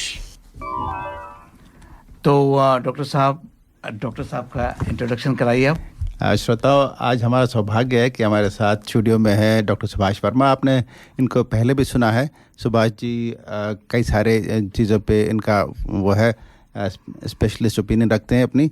तो आज हमने सोचा कि क्योंकि इतना सब महामारी फैल रही है। पहले ये बताइए डॉक्टर साहब कि हमारे डॉक्टर वर्मा जी कहाँ पे प्रैक्टिस करते हैं। डॉक्टर साहब आप बताइए कि आपकी प्रैक्टिस कहाँ है। नमस्कार आप सभी को और आपके सभी श्रोताओं को नववर्ष की शुभकामनाएं और मेरी तरफ से हार्दिक बधाइयाँ। मेरी प्रैक्टिस जैसे आपने पूछा जतिन जी की सिटी में है, अपने सिटी से टाउन हॉल के पास। जी और वहाँ पे करीब मैं 10 साल से प्रैक्टिस कर रहा हूँ। उसके पहले कभी अलग अलग जगह पे प्रैक्टिस की मैंने। आज तो ये कोरोना के काफ़ी समस्या जो ओमिक्रॉन है, एक्चुअली ये थोड़ा सा अलग है, तो इसके भी काफ़ी पेशेंट आ रहे होंगे आपके पास में। जी पेशेंट तो नहीं है, लेकिन जो पोस्ट कोरोना के जो ट्रीटमेंट के एडवाइस होती है उनके लिए पेशेंट आते हैं। आपने जो सवाल पूछा ये ओमिक्रॉन का, यह बड़ा अच्छा सवाल है श्रोताओं के लिए, क्योंकि ये जानना जरूरी है कि ओमिक्रॉन है क्या। ये कोरोना 19 का एक रूप है। और होता क्या था कि वायरस जिस शरीर में जाता है या जिस जीवों में जाता है, वहाँ के एक प्रोटीन्स या कई प्रोटीन्स अपने आप में एब्जॉर्ब कर लेता है। इसके पहले आपने सुना होगा कि इसमें डेल्टा वायरस था जिसका कि एक अलग रूप था, पर वो भी ह्यूमन में ही डेवलप हुआ था। और ओमिक्रॉन जो है ये साउथ अफ्रीका का वायरस है। हुआ क्या, इसकी जहाँ तक शोध अभी तक नज़र में आई है उसके हिसाब से ये वायरस एक ऐसे प्राणी में गया जिसकी इम्यूनिटी बहुत कम थी, और ये अनुमान है कि ये उस प्राणी से निकला है जिसको HIV था। अच्छा, इस वजह से इस वायरस को एक बहुत ही अच्छी अपॉर्चुनिटी मिली कि वो जितने भी अपने रूप बदल सकता था, यानी विभत्स हो सकता था एक तरह से, जब राक्षस रूप इसको जैसे कहते हैं, जी। वो इसने धारण कर लिया। और उससे हुआ क्या कि इसकी ट्रांसमिसिबिलिटी जो है वो काफ़ी ज़्यादा इंक्रीज हो गई, क्योंकि पहले इसको वायरस को ट्रांसमिट होने के अंदर के 5 से 6 दिन लगते थे, अब इसको 48 घंटे लगते हैं। अच्छा, या 72 घंटे लगते हैं। करने लगभग 4 गुना जो ज़्यादा इन्फेक्टिव है। 4 गुना ज़्यादा, जी हाँ। तो ये जो है इसका सवाल हुआ। लेकिन अब नई नई शोध आती जा रही है, उसके हिसाब से ये लगता है कि ये संक्रमित ज़्यादा करता है लोगों को, लेकिन अभी इसके जो परिणाम पूरे तरीके से आए नहीं हैं, और घातक कितना है इसके बारे में जानकारी पूरी नहीं। लेकिन इसका मतलब यह नहीं कि आप लोग जो हैं अपनी सावधानी छोड़ दें। इसके असर से आज भी कई मौतें हो रही हैं अस्पतालों के अंदर। तो पर जैसे जानकारी आ रही है लगता है कि जिससे घातक कम है ये। तो कई सारी स्टडीज आई हैं, साउथ अफ्रीका की भी स्टडी थी, फिर UK US वगैरह से भी आई है कि कहते हैं कि इन्फेक्शन ज़्यादा है पर घातक कम है। जी बिल्कुल। पर होता क्या कि क्योंकि इन्फेक्शन ज़्यादा है इसकी, तो इसके अस्पताल में भर्ती होने वाले लोगों की संख्या भी ज़्यादा है। और इस वजह से ये हो सकता है कि अगर जिनको अस्पताल की केयर ना मिल पाए, क्योंकि जिनको चाहिए ऑक्सीजन या अलग अलग दवाइयाँ चाहिए, तो उनको ये संभावना है कि उनकी मौतें भी हो सकती हैं। क्षमा करिए डॉक्टर साहब, हमने जो अब तक पढ़ा है या सुना भी है कि इसमें हॉस्पिटलाइजेशन कम है। जी यही मैं कहने वाली थी। मैं बैंक्सटाउन हॉस्पिटल में काम करती हूँ, तो मैंने नोटिस किया है कि ओमिक्रॉन के इतने पेशेंट्स नहीं आ रहे, वही आ रहे हैं या तो जिन्हें डोज नहीं लगी और या जिनकी इम्यूनिटी बहुत कम है, जैसा कि आपने अभी बोला। ये धारणा कुछ लोगों की है, लेकिन आजकल का जो नया डाटा है और दुनिया का और आज का यहाँ का भी ऑस्ट्रेलिया का, उसमें इसके काफ़ी ज़्यादा भर्तियाँ हो रही हैं। जी नहीं, एक बात मैं कहना चाहूँगा कि शायद मुझे अगर मैं गलत हूँ तो करेक्ट करिए कि जो हर पेशेंट की जेनेटिक सीक्वेंसिंग नहीं हो रही है। बिल्कुल। तो जो भी पेशेंट जाता है हॉस्पिटल में जाता है या बीमार होता है, तो हमें पता नहीं होता कि ओमिक्रॉन है या डेल्टा है। बिल्कुल। एज ए रूटीन हम उसको जेनेटिक सीक्वेंसिंग नहीं करते हैं। जी हाँ, आपने बिल्कुल सही कहा अजय जी। लेकिन इसका ये है कि जैसे कि स्वास्थ्य विभाग के जो कर्मचारी होते हैं, जो साइंटिस्ट हमारे हैं, वो एक कम्युनिटी का एक दौरा करते हैं, उसकी सैंपलिंग लेते हैं। तो सैंपलिंग के हिसाब से ये है कि उसके अंदर ओमिक्रॉन ज़्यादा हो गया है। तो आजकल जो प्रेडोमिनेंट स्ट्रेन जो चल रहा है वो ओमिक्रॉन ही है। 80% की बात करते हैं जी, ये ऑस्ट्रेलिया के संदर्भ में, यहाँ के सारी दुनिया, शायद इंडिया में शायद थोड़ा सा अभी ओमिक्रॉन उतना नहीं फैला जितना डेल्टा के मुकाबले शुरू होने वाला हर कंट्री में अलग अलग रेट्स के ऊपर बढ़ेगा ये। डॉक्टर साहब, ये चूंकि हम आप अपने श्रोताओं से प्रश्न भी ले रहे हैं, एक तो जो मैंने पढ़ा है, मैं फिर से वही बोलूँगा कि जो सितंबर 21 में जो हॉस्पिटलाइजेशन था, कॉल इट कोविड-19, वो बहुत ज़्यादा था जी। और जबकि केसेस अगर आप देखेंगे, जैसे आज कल 22,000 हो गए थे, आज भी कुछ ऐसे ही होने वाले होंगे, उसके कंपैरिजन में हॉस्पिटलाइजेशन 1/4 या 1/3 है जी जी। क्योंकि जो मुझे लग रहा है कि इसलिए इन्होंने पूरा बंद नहीं करा है सब सच वो ऐसे। मैं जहाँ तक सोचता हूँ कि शायद दो कारण हैं। एक तो इम्यूनाइजेशन रेट बहुत बढ़ गया है, लोगों की डबल डोज लग चुकी है, बूस्टर भी लग रहे हैं लोगों के, तो लोगों की इम्यूनिटी बढ़ रही है। और दूसरा, जैसे कि आपने कहा कि ओमिक्रॉन शायद ज़्यादा विरुलेंट नहीं है, उतना कम है उसका ये एग्रेशन। आपने सही कहा बिल्कुल जी, ये सही है कि इसकी जो विरुलेंसी है वो थोड़ी कम है डेल्टा से, लेकिन हॉस्पिटल एडमिशन के अंदर कभी कोई कमी नहीं आ रही है। अच्छा, ऐसा है। हॉस्पिटल एडमिशन ज़्यादा है क्योंकि जब से 20,000 केसेज हो रहे हैं तो उसके अगर 1% भी लोग सीरियस हो जाएं तो भी होगा। तो जब 2,000 केसेज थे उसके 1%, तो उसमें फर्क तो पड़ेगा। जी हाँ। अभी हमारी डॉक्टर शैलजा जी ने लिखा है डॉक्टर साहब कि there is a lot of controversy about Omicron. The coming variant will be weaker contagion. COVID and Omicron will be endemic this year, not pandemic. This is there is no specific treatment. हमारी doctor साहब हैं, वो भी हमारे anchor हैं, तो वो कह रही हैं कि ये ख़त्म हो जाएगा, इसमें इस वीकर है, कंटेजियस तो है लेकिन वीकर है उसकी इंटेंसिटी में। ये सब अलग अलग लोगों की जो शोध है उसके हिसाब से जानकारी है, लेकिन जहाँ तक जानकारी है उसमें ऐसी कोई संभावना अभी नज़र नहीं आ रही। अच्छा, ये पॉसिबिलिटी है कि आपको एक हर्ड इम्यूनिटी डेवलप हो जाए जिस तरह से फैल रहा है जी। तो ये फिर वो उसका ये कारण होगा कि हम जो है सीख जाएंगे इसके साथ रहना, जीना सीख जाएंगे। और पर इसकी जो संभावना है वो अभी किसी ने श्योरिटी से नहीं कहा कि ये कम होगा या ज़्यादा होगा, या इसका कोई और रूप दूसरा नहीं आ जाएगा, दूसरा वेरिएंट। बिल्कुल सही। एक बड़े अच्छी ये कोरोना वायरस के ऊपर एक पुरानी शोध है। कोरोना वायरस नाम का वायरस जो है, जो कि आज फैल ही रहा है, इसके कभी 400 वेराइटीज हैं। 400? और इसके कम से कम, और इसके जो लक्षण होते थे ये पशुओं में होते थे अपने, जैसे चाइना में जो फैला ना, बैट से फैला था ये, बर्ड्स में चमगादड़ से फैला था ये जी। तो इसकी वैक्सीन उनके लिए बना दी गई थी, लेकिन अब ये क्योंकि बदल के इसने ह्यूमन जो जीन्स के ऊपर परिवर्तन किया है, ये अब अपने को दिक्कत करा, तो वो वैरायटी भी कभी खत्म नहीं हुई। तो अब ये जो है, जो ह्यूमन वेरिएंट है, जी, इसका एक ही खत्म करने का तरीका है कि हमारी इम्यूनिटी 100% हो जाए। वो पॉसिबल ही नहीं है। वैसे भी डॉक्टर साहब, मैं नोटिस किया, अब सोच रही थी कि जैसे पहले कोरोना के आने से पहले जब हमें कोई फ्लू हो जाए तो डॉक्टर्स कहते थे ये वायरस है, ये 3-4 दिन में अपने आप चला जाएगा।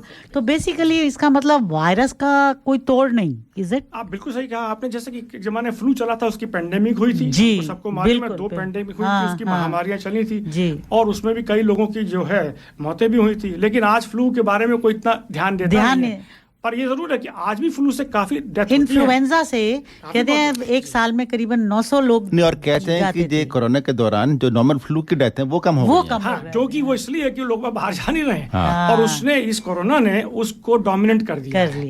तो हम लोग बीमार इससे पड़ने की वजह हो रहे हैं बजाय कि फ्लू से। और दूसरी चीज है कि फ्लू के हमारे पास अच्छी वैक्सीन थी, तो हम लोग उसको वैक्सीनेट कर रहे थे। हर साल हमको वैक्सीन नहीं, पर एक बात और भी है कि एक आशा की किरण ये है कि जो 2-3 नई ड्रग्स आई हैं जो कहते हैं कि अगर आपके शुरुआत के स्टेट में अगर उनको ले लें तो आपको जो सिवियरिटी उसकी कम हो जाती है। जैसे यूएस में उन्होंने अप्रूव किया है, मर्क की एक है और फाइजर की एक है। बिल्कुल सही। तो देखिए, जहाँ तक दवाइयों का सवाल है उसके अंदर 2-3 चीजें काम करती हैं। जितेंद्र जी आपको जी एक मेरा आपसे था, हम कहीं और नहीं, वो बात खत्म कर देना। हाँ, ये वाली जो बात है इसको एक सेकंड अभी हम इसको एक्सप्लोर कर लेते हैं, फिर हम ट्रीटमेंट पे आ जाते हैं। श्रोताओ, आप अपने प्रश्न रखिएगा संभाल के, क्योंकि डॉक्टर साहब अभी ट्रीटमेंट की तरफ आ रहे हैं कि कैसे अगर कुछ हो जाता है। तो एक तो प्रश्न ये आया है कि how do you differ from regular fever then Covid? जी देखिए, रेगुलर फीवर और कोविड के अंदर कोई डिफरेंस नहीं होता। आपको बुखार भी आएगा, आपको जो है गले में खराश भी होगी, आपको खांसी भी आएगी, बदन भी टूटेगा, और ये जो सिम्टम आपको पहले फ्लू के बारे में जानकारी होती थी, ये भी रेस्पिरेटरी वायरस है, वो भी रेस्पिरेटरी वायरस है। तो कोई भी रेस्पिरेटरी वायरस के जो सिम्टम्स होते हैं वो सब एक समान ही होते हैं, मोर और लेस। लेकिन क्योंकि हम जानते हैं कि ये जो है बड़ी जल्दी फैलता है, तो आपके घर में किसी को एक हुआ, दूसरे को होने की संभावना बहुत जल्दी है। जब 3-4 लोगों को होगा तो भाई आपको फ्लू, तो ये एक संभावना वाली बात है। लेकिन आजकल वो संभावना तो होती, गांव में चलती सकती है, पर हम लोग क्योंकि शहरों में रहते हैं तो हम लोग को टेस्ट करा लेते हैं, तो हम लोग को ज़्यादा जानकारी है। डॉक्टर साहब, एक और समस्या आ रही, हर आदमी टेस्ट कराने पे बैठा हुआ है। और 4-4, 5-5 घंटे लग रहे हैं। अब ठीक है, लेकिन ओवरबोर्ड हो गया। आपको नहीं लगता कि जिसको कराना चाहिए नहीं, पर अभी गाइडलाइंस आई हैं कि जो शायद जिन को कराने के लिए कहा गया है, या तो वो हो 4 घंटे ना, या तो वो हो जिनके घर में कोई कोविड हो तो उनको कराना है, या फिर कोई ऐसे हो कि जो इनकी इम्यूनिटी मतलब लो हो, सिम्टोमेटिक अगर हो तो कराएं। और अगर गाइडलाइंस आपने इतने जैसे बिल्कुल सही कहा कि ये गाइडलाइंस हर मिनट बदलती जाती है, इतनी ज्यादा बदलने की अब तो ट्रैक करना भी मुश्किल हो गया है। इसका रीजन भी यही है कि क्योंकि ये जो बीमारी है ये दुनिया में नई आई है, इसके बारे में नई नई जानकारियां आ रही हैं और नई नई परेशानियां पैदा हो रही है। आप देखिए कि हर इंसान को जो एग्जिस्टिंग हमारी जो इंफ्रास्ट्रक्चर है, जो किसी भी देश का इंफ्रास्ट्रक्चर हो, यहाँ का हो चाहे भारत का हो, हर आदमी को कराने के लिए खर्चा कितना लगेगा, कितना पैसा लगेगा, और उसके अलावा उनकी फैसिलिटीज होनी चाहिए। नहीं, पर एक बात ये भी है कि कह रहे हैं कि जितने नंबर्स आ रहे हैं, जैसे आज कोई 19,000 नंबर हैं, शायद जो रियल नंबर है उसके 3 गुना 4 गुना ज्यादा हों। जी, कई सारे लोग टेस्ट करवा भी नहीं रहे हैं। बिल्कुल। अब इसके ऊपर भी 2 चीजें और एक और बात यह है कि कई सारे एसिम्प्टोमेटिक केसेस हैं, तो उनको खुद को पता नहीं होता। हाँ, क्योंकि आपको अगर कोरोना की वैक्सीन लगी हुई है और आप कोरोना की संक्रमित हो चुके हैं पहले, तो आएगा ही, तो वो आपको सिम्टम नहीं होंगे, आप जो है उसके कैरियर बन सकते हैं, you can be carrying something. तो अब उनका कराना भी बड़ा मुश्किल है, क्योंकि हर आदमी को लाइन लगा दो आप, तो वो भी बड़ी समस्या। अच्छा, उसके अलावा कि जो है कि सरकार भी कितने और वो भी उसमें कुछ गलत रिजल्ट्स आ रहे हैं, वो नेगेटिव हैं पर वो पॉजिटिव बोल रहे हैं, वो कई बार मिस्टेक हो जाती है। एक सवाल और डॉक्टर साहब के जो हम किट्स मिल रही हैं, सेल्फ टेस्टिंग किट्स, वो कहाँ तक जिसे कहते हैं ना, वो कितनी सच हैं? उनका काफी हमारे बंधु जी ने भी यही प्रश्न पूछा है कि ये जो एंटीजन टेस्ट है कितना इफेक्टिव है। मतलब कभी आप करे जा रहे हो, वो उसका रिजल्ट नेगेटिव आया जा रहा है और आप एक्चुअली पॉजिटिव हो। देखिए, ये समस्या सभी तरह के टेस्टों में होती है, इसमें कोई रैपिड एंटीजन नहीं है, या पीसीआर में भी समस्या होती है। अच्छा, या कोई भी पैथोलॉजी टेस्ट आप कराते हैं, किसी भी चीज की दुनिया में 100% गारंटी नहीं होती। इसकी जहाँ तक हम लोग वैल्यू करते हैं कि अगर इसकी पी वैल्यू, जिसकी इस टेस्ट की सिग्निफिकेंस वैल्यू अगर लेस देन 0.001% है जी, तो उसको अप्रूवल दिया जाता है। अच्छा है, बिल्कुल सही। लेकिन कोई 100% आपको गारंटी किसी चीज की नहीं होती, तो आप इसकी चिंता मत करिए कि वो गलत है, फलाना ये है वो, लेकिन इसको करा लेते हैं तो ठीक है। हर चीज गलत हो सकती है। हमारे सुभाष जी, कई सारे लोगों का सवाल ये है कि चलो आपको कुछ सिम्टम्स हुए, आपने जाके टेस्ट करवा लिया और आपके पास मैसेज आ गया कि पॉजिटिव है, तो अगला स्टेप क्या होना चाहिए लोगों का? अगर टेस्ट पॉजिटिव आ गया है और आपको कोई क्रॉनिक बीमारी नहीं है और आप वैसे जनरली स्वस्थ आदमी हैं, तो आपको घर में रहना चाहिए, ताकि दूसरों से आप आइसोलेशन, ताकि दूसरों को आप नहीं फैलाएं बीमारी, और अपना जो सिम्टोमेटिक इलाज होता है वो कर सकते हैं। जैसा कि बुखार है, दर्द है, उसके लिए पैराडोल आती है, आइब्यूप्रोफेन होती है, तो ये सब चीजें आप तो ठीक है वो कर लिया। तो किन चीजों के बारे में सतर्क होना चाहिए कि भाई कोई ऐसी सिम्टम हो जो कि हम चिंता का विषय बने हमारे लिए? आपको सांस लेने में दिक्कत हो, या आपको लगे कि मुझे बहुत ही ज़्यादा सीवियर हेडेक हो रहा है, या आपका दिल की धड़कन बढ़ गई हो, या आपको कोई नोजिया वॉमिटिंग शुरू हो जाए, तो इन चीज़ों को ये सीरियस साइड तो फिर एम्बुलेंस बुलाई जाए या हॉस्पिटल बिल्कुल जाए एम्बुलेंस बुलाई जाए और आप जाएं या फिर अपने जीपी से संपर्क करें। हाँ, जीपी से संपर्क करें, वो भी कर सकते हैं। और अगर आपके पास ऑक्सीमीटर है तो उसको आप देखिए कि आपकी ऑक्सीजन का जो सैचुरेशन अगर 92% के आसपास है तो आपको इमरजेंसी में आपको हॉस्पिटल जाना चाहिए। एक और क्वेश्चन है कि पोस्ट कोविड पेशेंट्स की आप बात कर रहे थे जी, तो क्या बीमारियां लेके आ रहे हैं, क्या लक्षण लेके आ रहे हैं और आप उस पर क्या सजेस्ट करते हैं उनको? देखिए अभी मेरे जहाँ तक अनुभव है उसमें कोई ऐसा पर मरीज मेरे पास नहीं आया है, पर ये वही सिम्टम्स हैं जैसे कि पोस्ट इन्फ्लुएंजा जो सिंड्रोम होते हैं, उसके अंदर आपको प्रोलॉन्ग जो है लंबी दूरी तक चलने वाली आपको बदन का दर्द होगा, जोड़ों में दर्द होगा, आपके मस्तिष्क में भी अगर दर्द हो सकता है, सिर में सर दर्द हो सकता है, या आपको किसी तरह की कोई अनयूजुअल से सिम्टम्स हो सकते हैं जिसका कोई साइंटिफिक एक्सप्लेनेशन नहीं हो सकता, तो उसे हम पोस्ट वायरल सिंड्रोम्स कहते हैं। तो ये जो है आपको कोविड के बाद भी हो सकते हैं और किसी भी बीमारी के बाद हो सकते हैं। अच्छा, एक और सवाल ये है कि मान लीजिए कि आप पॉजिटिव हो गए तो आपको आइसोलेशन करना है, तो जो अभी आइसोलेशन का पीरियड है वो क्या चीज 7 दिन का है जी। अच्छा, उसमें डे 0 कब माना जाएगा? जिस दिन आपका रिजल्ट आया उस दिन? अभी देखिए ये भी बड़ी समस्या है क्योंकि डे 0 तभी माना जाएगा कि क्लासिकली देखा जाए तो जिस दिन से आपको इन्फेक्शन हुआ। हाँ, ये होना चाहिए। पर इन्फेक्शन कब हुआ ये आपको कैसे मालूम चलेगा? नहीं पता। तो हमने एक तरह का आर्बिट्ररी डे कर रखा है कि भाई देखिए जिस दिन आपका डे आगा पॉजिटिव आ गया, जिस दिन आएगा तो उससे उसको हम डे 1 मान लेते हैं, क्योंकि हो सकता है उसके 3-4 दिन पहले से आप पॉजिटिव रहे हो किसी वो लक्षण हो, पर उसका और आपको आइसोलेशन जो है डे 1 से लेकर 7 डेज तक करना है। हाँ जी, बिल्कुल। तो आप देखिए ये पहले 14 दिन था, आप फिर उसके बाद 10 दिन हुआ, 7 दिन होगा, हो सकता है 5 दिन 3 दिन भी हो जाए। डॉक्टर साहब एक छोटा सा हम ब्रेक लेते हैं, आपको एक अच्छा सा राजेश खन्ना जी का गाना सुनाते हैं। बहुत बढ़िया। आज हमने जो भी गाने चुने हैं उसमें राजेश खन्ना जी की आवाज़ भी है और हम तब तक क्या करेंगे कि फिर से रिकंसोलिडेट करते हैं जिससे कि हम श्रोताओं के जो प्रश्न हैं उनके भी जवाब मिलें और भी जो उपयोगी भी जानकारी आप देना चाहते हैं वो भी हो जाए। जी, बहुत बहुत धन्यवाद जी।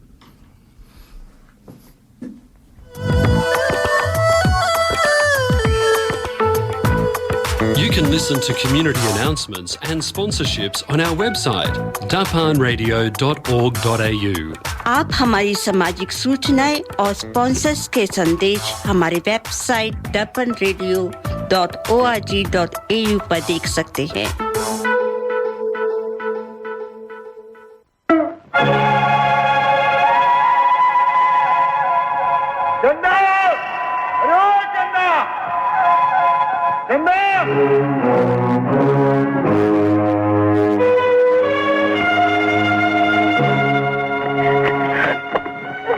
दिमाग खराब हो गया तेरा चंदा? मैंने इसलिए तुझे बचाया था कि तू अपनी जान दे दे, बेवकूफ कहीं की। राजीव मुझे मर जाने दो, इस तरह चुप चुप के जीने से क्या फायदा? चल मेरे साथ। कहाँ ले जाओगे? फिर कहीं ले जाके छुपा दोगे ना और फिर वहाँ से निकाल दी जाऊंगे। राजीव मैं और तुम्हारा बोझ नहीं बनना चाहती, मुझे मर जाने दो। जा जा। हाँ, मैं मरूँ या नहीं हूँ तुझे क्या? तुझे तो बहुत सारी लड़कियां मिल जाएगी ना, लेकिन एक बात याद रखना, मुझे से प्यार करने वाली लड़की तुझे कभी नहीं मिलेगी। हाँ,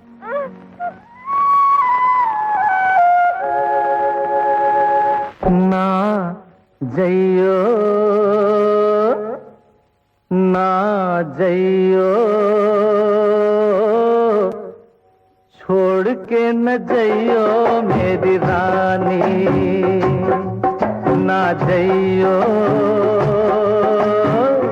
छोड़ के न जइयो मेरी रानी। हाँ जाएगी साथ तेरे, जाएगी साथ तेरे मेरी जिंदगानी। हाँ ना जइयो छोड़ के न जइयो मेरी रानी, ना जइयो छोड़ के न जइयो मेरी रानी।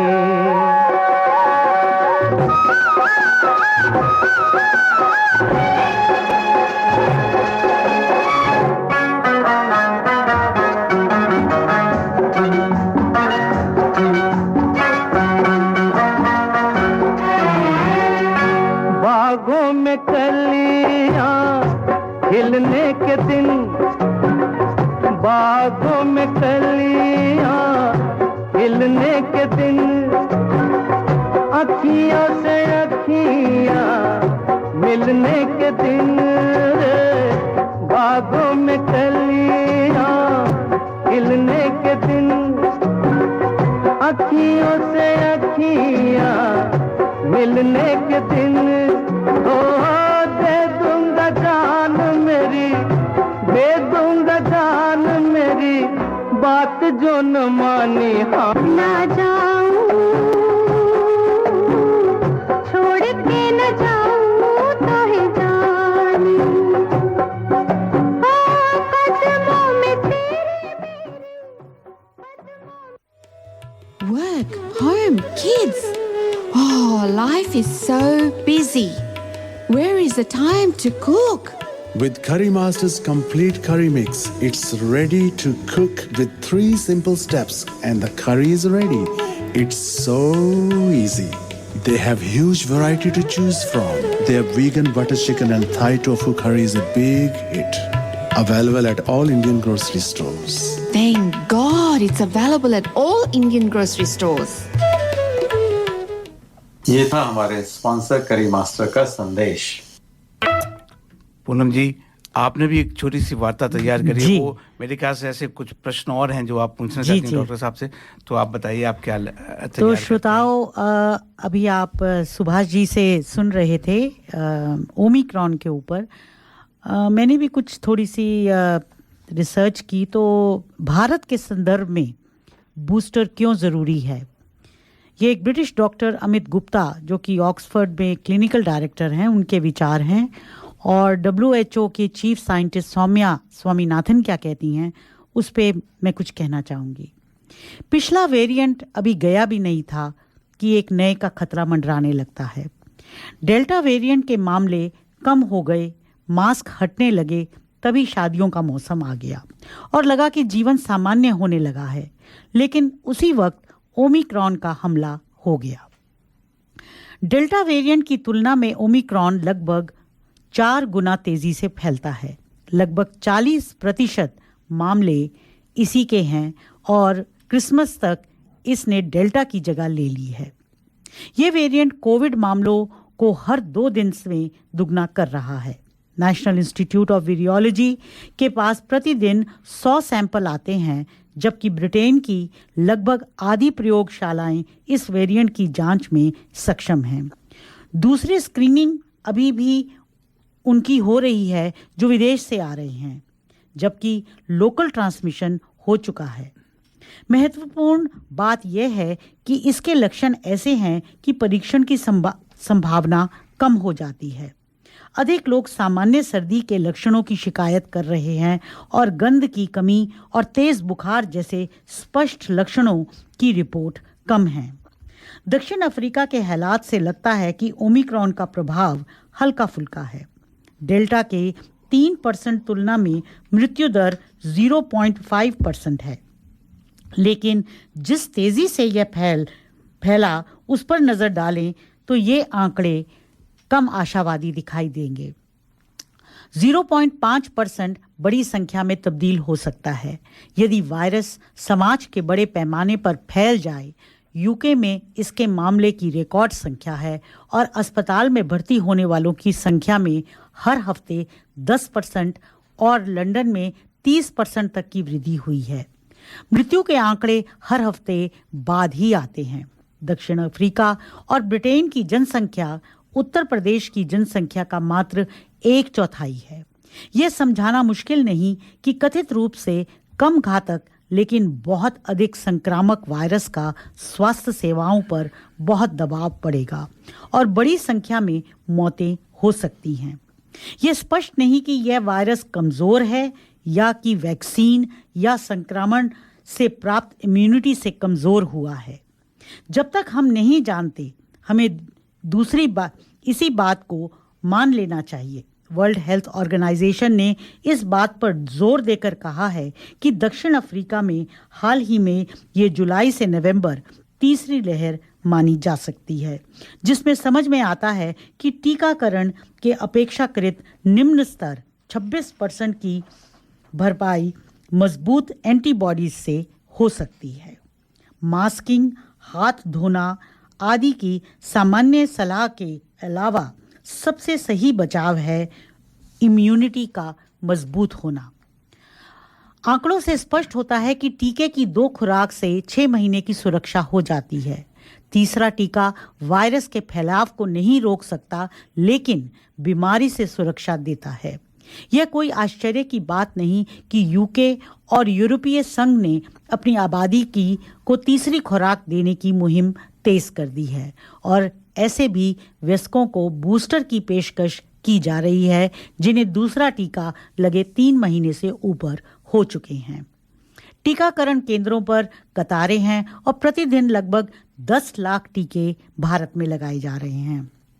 भारत में एक दिन में औसतन लगभग 80 लाख टीके लगाए जाते हैं। इसके उत्पादन और आपूर्ति के मजबूत इंतजाम हैं। फिर भी 2 टीके प्राप्त करने वाले लोगों की आबादी केवल 38% ही है। टीकाकरण अभियान में बुजुर्गों और स्वास्थ्य कर्मियों को प्राथमिकता दी जा रही है। आने वाले समय में हम चाहे किसी भी नतीजे पर पहुंचे, पर आज इसे कमजोर वायरस समझना ठीक नहीं होगा। इस समय हमें हर तरह से इसका मुकाबला करना चाहिए। यदि लापरवाही हुई तो राज्यों के विधानसभा चुनाव, सर्दी का मौसम किसी बड़े संकट की वजह बन सकते हैं। इसलिए बूस्टर डोज का लगाना अनिवार्य है। WHO की चीफ साइंटिस्ट सौम्या स्वामीनाथन ने एनडीटीवी के साथ एक विशेष बातचीत में यह बात साझा की कि ओमिक्रॉन वेरिएंट से संबंधित 3 पहलू हैं। पहली यह कि यह ज्यादा संक्रामक है। डेल्टा वेरिएंट की तुलना में करीब 4 गुना ज्यादा संक्रामक है। ऐसे में लोगों को ज्यादा सावधानी रखनी होगी क्योंकि यह शादी पार्टी का टाइम है। ऐसी स्थिति में बीमारी फैलने का जोखिम ज्यादा रहेगा।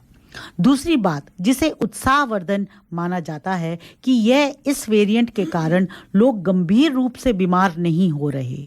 ओमिक्रॉन से प्रभावित 100 में से केवल 5 लोगों को ही अस्पताल दाखिल होने की नौबत आ रही है। तीसरा पहलू यह है कि हम ओमिक्रॉन वेरिएंट पर वैक्सीन के असर को देख रहे हैं। वैक्सीन बीमार होने से तो बचा रहा है, भले ही यह संक्रमित होने से नहीं बचाता। ऐसे में जिन्होंने वैक्सीन नहीं लिया वे जल्द करवाएं। यह ओमिक्रॉन से सुरक्षा प्रदान करेगा। मास्क और सोशल डिस्टेंसिंग का पर भी जोर दिया जा रहा है। सो पैनिक ना करें, परंतु उपाय और सावधानी बरतें। क्या कोरोना की तीसरी लहर में हम आ गए हैं? इसके बचाव में सौम्या ने कहा कि सभी देशों के ट्रेंड को देखकर हमें तीसरी लहर की तैयारी रखनी चाहिए। इस सब में इंफ्रास्ट्रक्चर पर बोझ भरने की WHO ने चेतावनी दी है। डॉक्टर साहब, ये तो सारी बड़ी बड़ी बातें हो गई। छोटी छोटी बातों पे आ जाते हैं कि अब अगर किसी को हो जाता है तो क्या करे, पहला क्या करे, फिर दूसरा, तीसरा, प्रैक्टिकल आपके सुझाव क्या होंगे हमारे श्रोताओं के लिए? जी हाँ, देखिए पहला तो ये कि अगर कोई भी आदमी संक्रमित है तो उसके 2 चीज़ें हो सकती हैं। या तो वो आदमी आपका पहले से ही वैक्सीनेटेड है पूरी तरह से, और या नहीं है। तो इनके दोनों को सिम्टम्स भी अलग अलग हो सकते हैं। जी। और सिम्टम्स में अंदर हो सकते हैं जैसे कोई बिल्कुल माइल्ड बुखार हो, या सर में दर्द हो, खांसी हो, गले में खराश हो, या कोई भी और भी जैसे फ्लू लाइक सिम्टम्स अगर होते हैं तो आप अपने घर में रहें और जो है अपना सिम्टोमेटिक इलाज करें। तो क्या इलाज करें? पैरासीटामॉल है। अच्छा। उसके लिए अगर बुखार, सर्दी दर्द के लिए अपने सर में दर्द हो तो या उससे अच्छी अगर कोई दवा आपको, अगर उसकी कोई एडवर्स इफेक्ट नहीं हो, पहले कोई अगर एलर्जी ना हो तो आप आइबुप्रोफेन ले सकते हैं। लेकिन आइबुप्रोफेन जो है, इस तरह की गोलियां जो हैं वो ध्यान में रखना चाहिए कि अगर किसी आदमी को पहले एस्पिरिन की एलर्जी हो या उसके पेट में कोई अगर जलन वगैरह है या पेट की कोई शिकायत है तो वो ध्यान से ले, या कि जिसको किडनी के लक्षण है या किडनी की जो बीमारी है तो वो इस दवाई को आइबुप्रोफेन या जो इसको न्यूरोफेन भी कहते हैं, बाकी जो इनकी या पर अपने जीपी से सलाह करें। बिल्कुल। अच्छा, लेकिन अगर मैं आपसे पूछूं, ये तो दवाएं काउंटर पे मिल जाती है, तो उसके लिए वो नहीं, मतलब ये छोटा सा जिस कुछ हो रहा है, मान लो जीपी अवेलेबल नहीं है, कुछ ऐसा हो रहा है, आपको भी नहीं मालूम है, आप वेट कर रहे हो, टेस्ट का भी वेट कर रहे हो सकता है, तब तक आप क्या करो? घर में जैसे अभी आपको मालूम ही नहीं है, लेकिन आपकी तबीयत। पर एक बात मैं और कहना चाहूंगा, जैसे कि आपके पास संक्रमित हैं आप, तो आप बाहर नहीं निकल सकते घर से, और आपके पास टेली हेल्थ अवेलेबल है आजकल, है ना? तो सरकार ने जो आपको सुविधा दी है कि आप अपनी जीपी चेक कर सकते हैं टेली हेल्थ पे पार, और आप जीपी आप मतलब सब सेटअप है उनके पास टेली हेल्थ करने का। ये बड़ी एक खास जानकारी है, वही सुविधा है। आपको अगर कोई किसी कोई परेशानी है या कोई शक है या आपको कोई सलाह लेनी है, तो आप अपने जीपी को अपॉइंटमेंट लेके उनसे बात कर सकते हैं। टेली हेल्थ ये तो बड़ी अच्छी बात हो गई। तो क्योंकि अभी आप अगर एक बार को घर में बंद हो गए हो तो फिर तो कोई आपको डॉक्टर भी अपनी सर्जरी में नहीं आने देगा। वो आना चाहिए भी नहीं उनको, क्योंकि वहाँ पे और भी लोग होते हैं जी, बिल्कुल सही बात आपने फैला सकते हैं। और कई लोग ऐसे भी आते हैं डॉक्टर सर्जरी में के अंदर जहाँ पे जिनकी इम्यूनिटी बहुत कम होती है या जिनको पुरानी बीमारियाँ हैं, तो उनको घातक सिम्टम जल्दी हो सकते हैं, वो आप उनको फैला सकते हैं। तो इसलिए आप घर ही रहें और सर्जरी में न जाएं आप। अच्छा, एक और जो अब एक तो कम वाला वो हो गया, एक कि ज़्यादा हो जाए, तो उस समय अस्पताल में, जैसे आपने ये शायद मैं दोबारा से क्वेश्चन पूछ रहा हूँ, तो अगर कुछ ऐसे लग रहा है कि अब आपको कुछ ज़्यादा ही होने वाला है, तो आप अब अपना इमरजेंसी का कॉल करो और जाओ अस्पताल में। जी, तो आप अपने जीपी से भी पूछ सकते हैं, उससे बात कर सकते हैं और उनकी सलाह ज़रूर लें आप कि आपको क्या सिम्टम्स हैं। और उस सलाह के ऊपर वो आपका जीपी आपको बता सकता है कि क्या उसके आगे करना चाहिए, या आप घर में रह के कुछ और दवाई ले सकते हैं या आपको अस्पताल जाना चाहिए। अगर मान लीजिए जीपी ना मिले या कोई ऐसा कोई काम टाइम हो समय के अनुसार, जैसे रात की बात है कि जीपी अवेलेबल नहीं है, तो एक हेल्पलाइन नंबर भी है आजकल न्यू साउथ वेल्स गवर्नमेंट का, जिसके अंदर आप उसको डायरेक्ट फ़ोन कर सकते हैं या अपने 888 या कोई तो है खैर। अगर आपकी हालत ज़्यादा ही खराब हो तो आप एम्बुलेंस बुला सकते हैं। जैसा कि हमने पहले डिस्कस किया, सांस की तकलीफ हो या आपको कोलैप्स कर रहे हो आप, ये जो चेस्ट पेन वगैरह हो रहा हो, सर में दर्द हो, चेस्ट पेन वगैरह, धड़कनें बढ़ गई हो और पसीना आना शुरू हो गया, कमजोरी बहुत आ रही है, तो वो ये सब जो है उनके लक्षण हैं कि आपकी जो स्वास्थ्य है वो तेजी से नीचे जा रहा है। और एक बात मैं और कहना चाहूँगा कि जो मतलब स्वस्थ हैं और जिनकी 2-3 डोज लग चुकी हैं, उनको थोड़ा सा चांस कम है सब होने का। पर ऑन द अदर हैंड जिनकी मेडिकल प्रॉब्लम्स हैं, अंडरलाइंग मेडिकल प्रॉब्लम्स हैं, जो मतलब किसी तरीके से उनको ज़्यादा सतर्क रहना चाहिए। बिल्कुल। डॉक्टर साहब, एक सवाल और है कि जैसे कि घर में एक मेंबर को आ गया है, तो क्या उसे बिल्कुल कमरे में बंद हो जाना चाहिए? देखिए, ये एक तरह का एक टेक्निकल क्वेश्चन रहा है कि पहले भी कि उसका क्या, देखिए आप घर में हैं तो एक आदमी के लिए आप कितना ज़्यादा ध्यान रख सकते हैं, उसके ऊपर आपने देखा होगा कि इसके संक्रमण की जो उसकी संभावना है बहुत ज़्यादा है। वो कई बार होटलों में भी जंप कर चुके हैं, ये रूम टू रूम काम कर चुके हैं, कॉरिडोर टू कॉरिडोर जंप हो चुके हैं। पहले जो पिछले आपने पहले देखा होगा कि ये कई बार हो चुका जी, जबकि ये डेल्टा की बात है। डेल्टा की बात, ओमिक्रॉन तो और भी ज्यादा घातक है। तो ये संभावना मेरे ख्याल में तो ये पॉसिबल है ही नहीं कि आप एक घर में रह के आप एक दूसरे को आश्रय कर सकते हैं। इसे आप ये कहने वाली बात है, सही बात कही आपने, क्योंकि आप सेम एयर भैया वहीं वो छोटा सा मान लो किसी का 2-3 कमरे यूनिट का, हाँ किधर पे आइसोलेट नहीं, या जैसे घर की औरत को हो गया, उसके छोटे छोटे बच्चे हैं, या वो कैसे उनसे, हाँ अब ये हो सकता है कि आप गैराज में जाकर रहना शुरू कर दो, बात अलग है। लेकिन आप ये देखिए कि यही संभावना पहले भी आई थी कि ये सवाल पहले भी पूछा गया था। जैसे आप प्लेन में जा रहे हैं या बस में जा रहे हैं, तो आपको क्या मास्क इज सफिशिएंट कि आइसोलेशन करने के लिए आपको कुछ ठीक नहीं, बिल्कुल नहीं, क्योंकि वो प्लेन में भी आपको एक ही तरह की हवा मिल रही है, वही रिसाइकल्ड एयर है। तो ये जो प्लेन में लगाने का जो मास्क है वो आपको इसलिए एडिशनल बताया, ये मेरे ख्याल मेंटल पीस है, आप संभावना कर सके अपनी कम कर दें, कम कर लें। तो होम आइसोलेशन का भी यही कि आप जितनी संभावना इसको संक्रमित होने से बचा सकें बचा लीजिए, मास्क घर में ही मास्क लगा लें, दूसरा कमरा कर लें, या जितनी अपनी तरफ से कोशिश हो सकती है। जैसे अब पहले जमाने में जब चिकन पॉक्स या कुछ ऐसा हो जाता था, तब भी तो हम उनको थोड़ा अलग से कर देते थे। ये सोचना कि साहब ये बिल्कुल 100% होगा, वो तो पॉसिबल। अभी एक रोचक जानकारी आई थी, एक फ्लाइट जा रही थी अमेरिका से आइसलैंड, तो एक औरत को जो थोड़े सिम्टम्स हो गए और उसके पास रैपिड एंटीजन टेस्ट का किट था, तो उसने प्लेन में किया और वो पॉजिटिव आया। और वो जाकर के सारी फ्लाइट में जाकर के टॉयलेट में बैठी रही 4 घंटे तक। बहुत ही अच्छी बात है। वो देखिए हाउ कंसिडरेट शी वाज। देखिए आप, कुछ लोग ऐसे होते हैं जो कि अपना ध्यान रखते हैं, दूसरों को भी ध्यान रखते हैं। अच्छा डॉक्टर साहब, अब कुछ हमारे जो नुस्खे होते हैं हमारे, जैसे अदरक की चाय पीना, ये घरेलू नुस्खे जो होते हैं, तो उसके बारे में कुछ हमारे श्रोताओं को बताएंगे? ये जो सवाल आपने पूछा, प्रश्न पूछा, इसके बारे में आपको मैं 100% मार्क देना चाहूँगा, क्योंकि मैं आयुर्वेद में बड़ा विश्वास रखता हूँ। अरे वाह, क्या बात है। हैं आप जीपी, एलोपैथिक प्रैक्टिस करते हैं। देखिए कि जो आयुर्विज्ञान शुरू हुआ है, ये आयुर्वेद का ही रूप चला आ रहा है जी। आयुर्वेद आया, उसके बाद अब यूनानी, और उसके बाद होम्योपैथी, और उसके बाद एलोपैथी। तो ये बड़ा रिफाइंड है, लेकिन आयुर्वेद जो है इसका ओरिजिन जो है अपने आजकल के मॉडर्न मेडिसिन का वही है। और हमारे जमाने में भी और आज के जमाने में भी जितनी दवाइयाँ हम पेड़ पौधों से लेते हैं, वो सबको मालूम है, जग जाहिर है पूरी। सही है।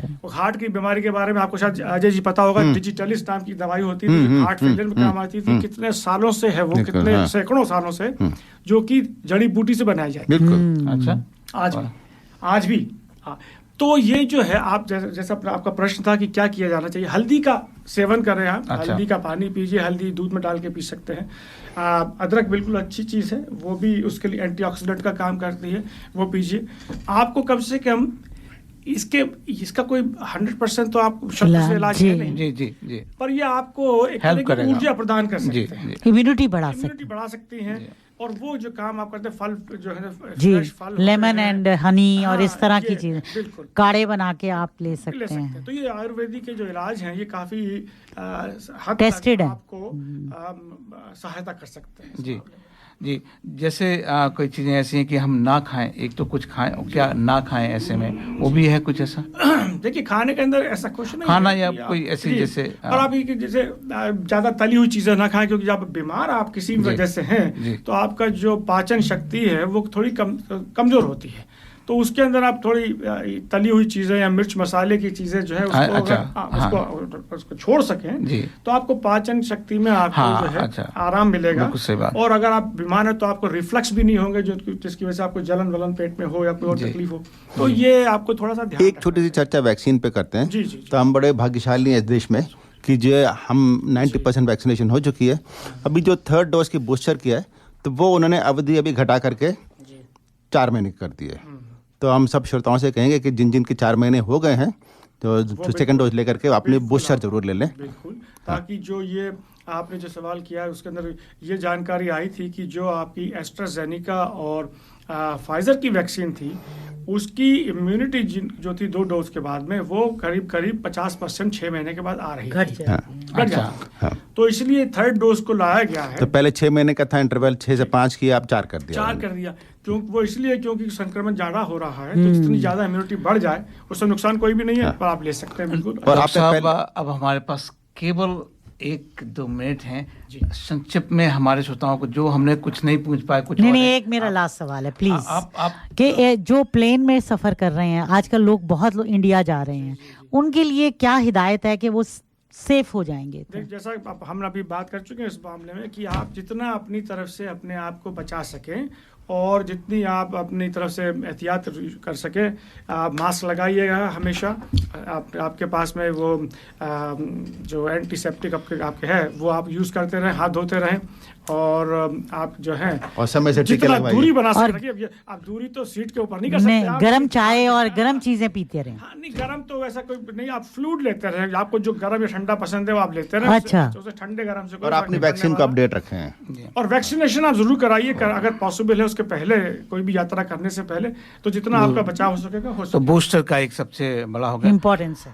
डॉक्टर साहब, अभी फरमाइश आ गई है ऑलरेडी, आपको दोबारा से बुलाना है आयुर्वेद के ऊपर, तो अब आपको अभी से आमंत्रण है उसके लिए। धन्यवाद। और आपके समय का बहुत बहुत धन्यवाद। आपने जो आज उपयोगी जानकारी दी है, शब्द नहीं है कि ये कितनी उपयोगी होगी, न जाने कितने लोगों की आप जान को जरूर बचाएंगे और सहायता करेंगे। और श्रोताओं, आज आपने हमें साथ दिया, इसके लिए बहुत बहुत धन्यवाद।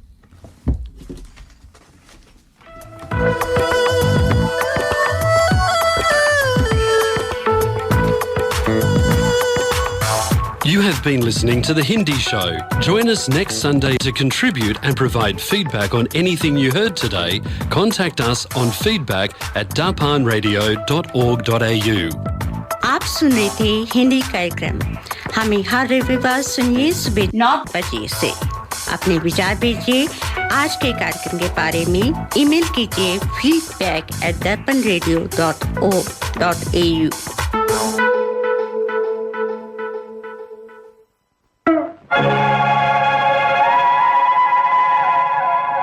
चंदा, अरे चंदा, चंदा।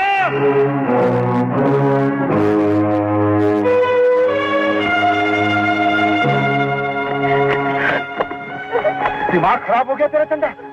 मैंने इसलिए तुझे बचाया था कि तू अपनी जान दे दे। बेवकूफ कहीं की। राजीव, मुझे मर जाने दो। इस तरह चुप चुप के जीने से क्या फायदा। चल मेरे साथ। कहाँ ले जाओगे? फिर कहीं ले जाके छुपा दोगे ना, और फिर वहां से निकाल दे जाऊंगे। राजीव, मैं और तुम्हारा बोझ नहीं बनना चाहती। मुझे मर जाने दो। जा जा। हाँ, मैं मरूं या नहीं हूँ, तुझे क्या? तुझे तो बहुत सारी लड़कियां मिल जाएगी ना, लेकिन एक बात याद रखना, मुझे से प्यार करने वाली लड़की तो मुझे कभी नहीं मिलेगी। हाँ,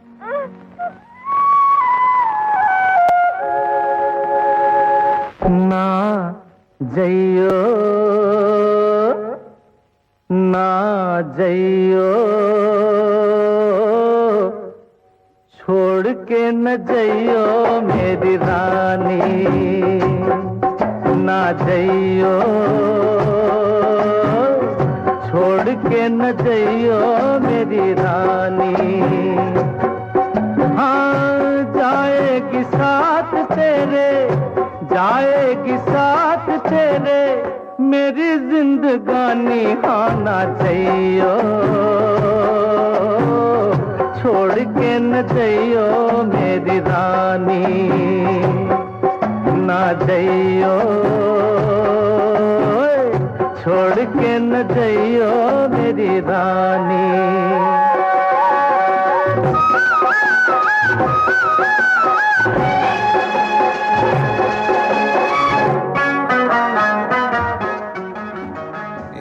डॉक्टर साहब हैप्पी 2022 वाला काम करा दिया।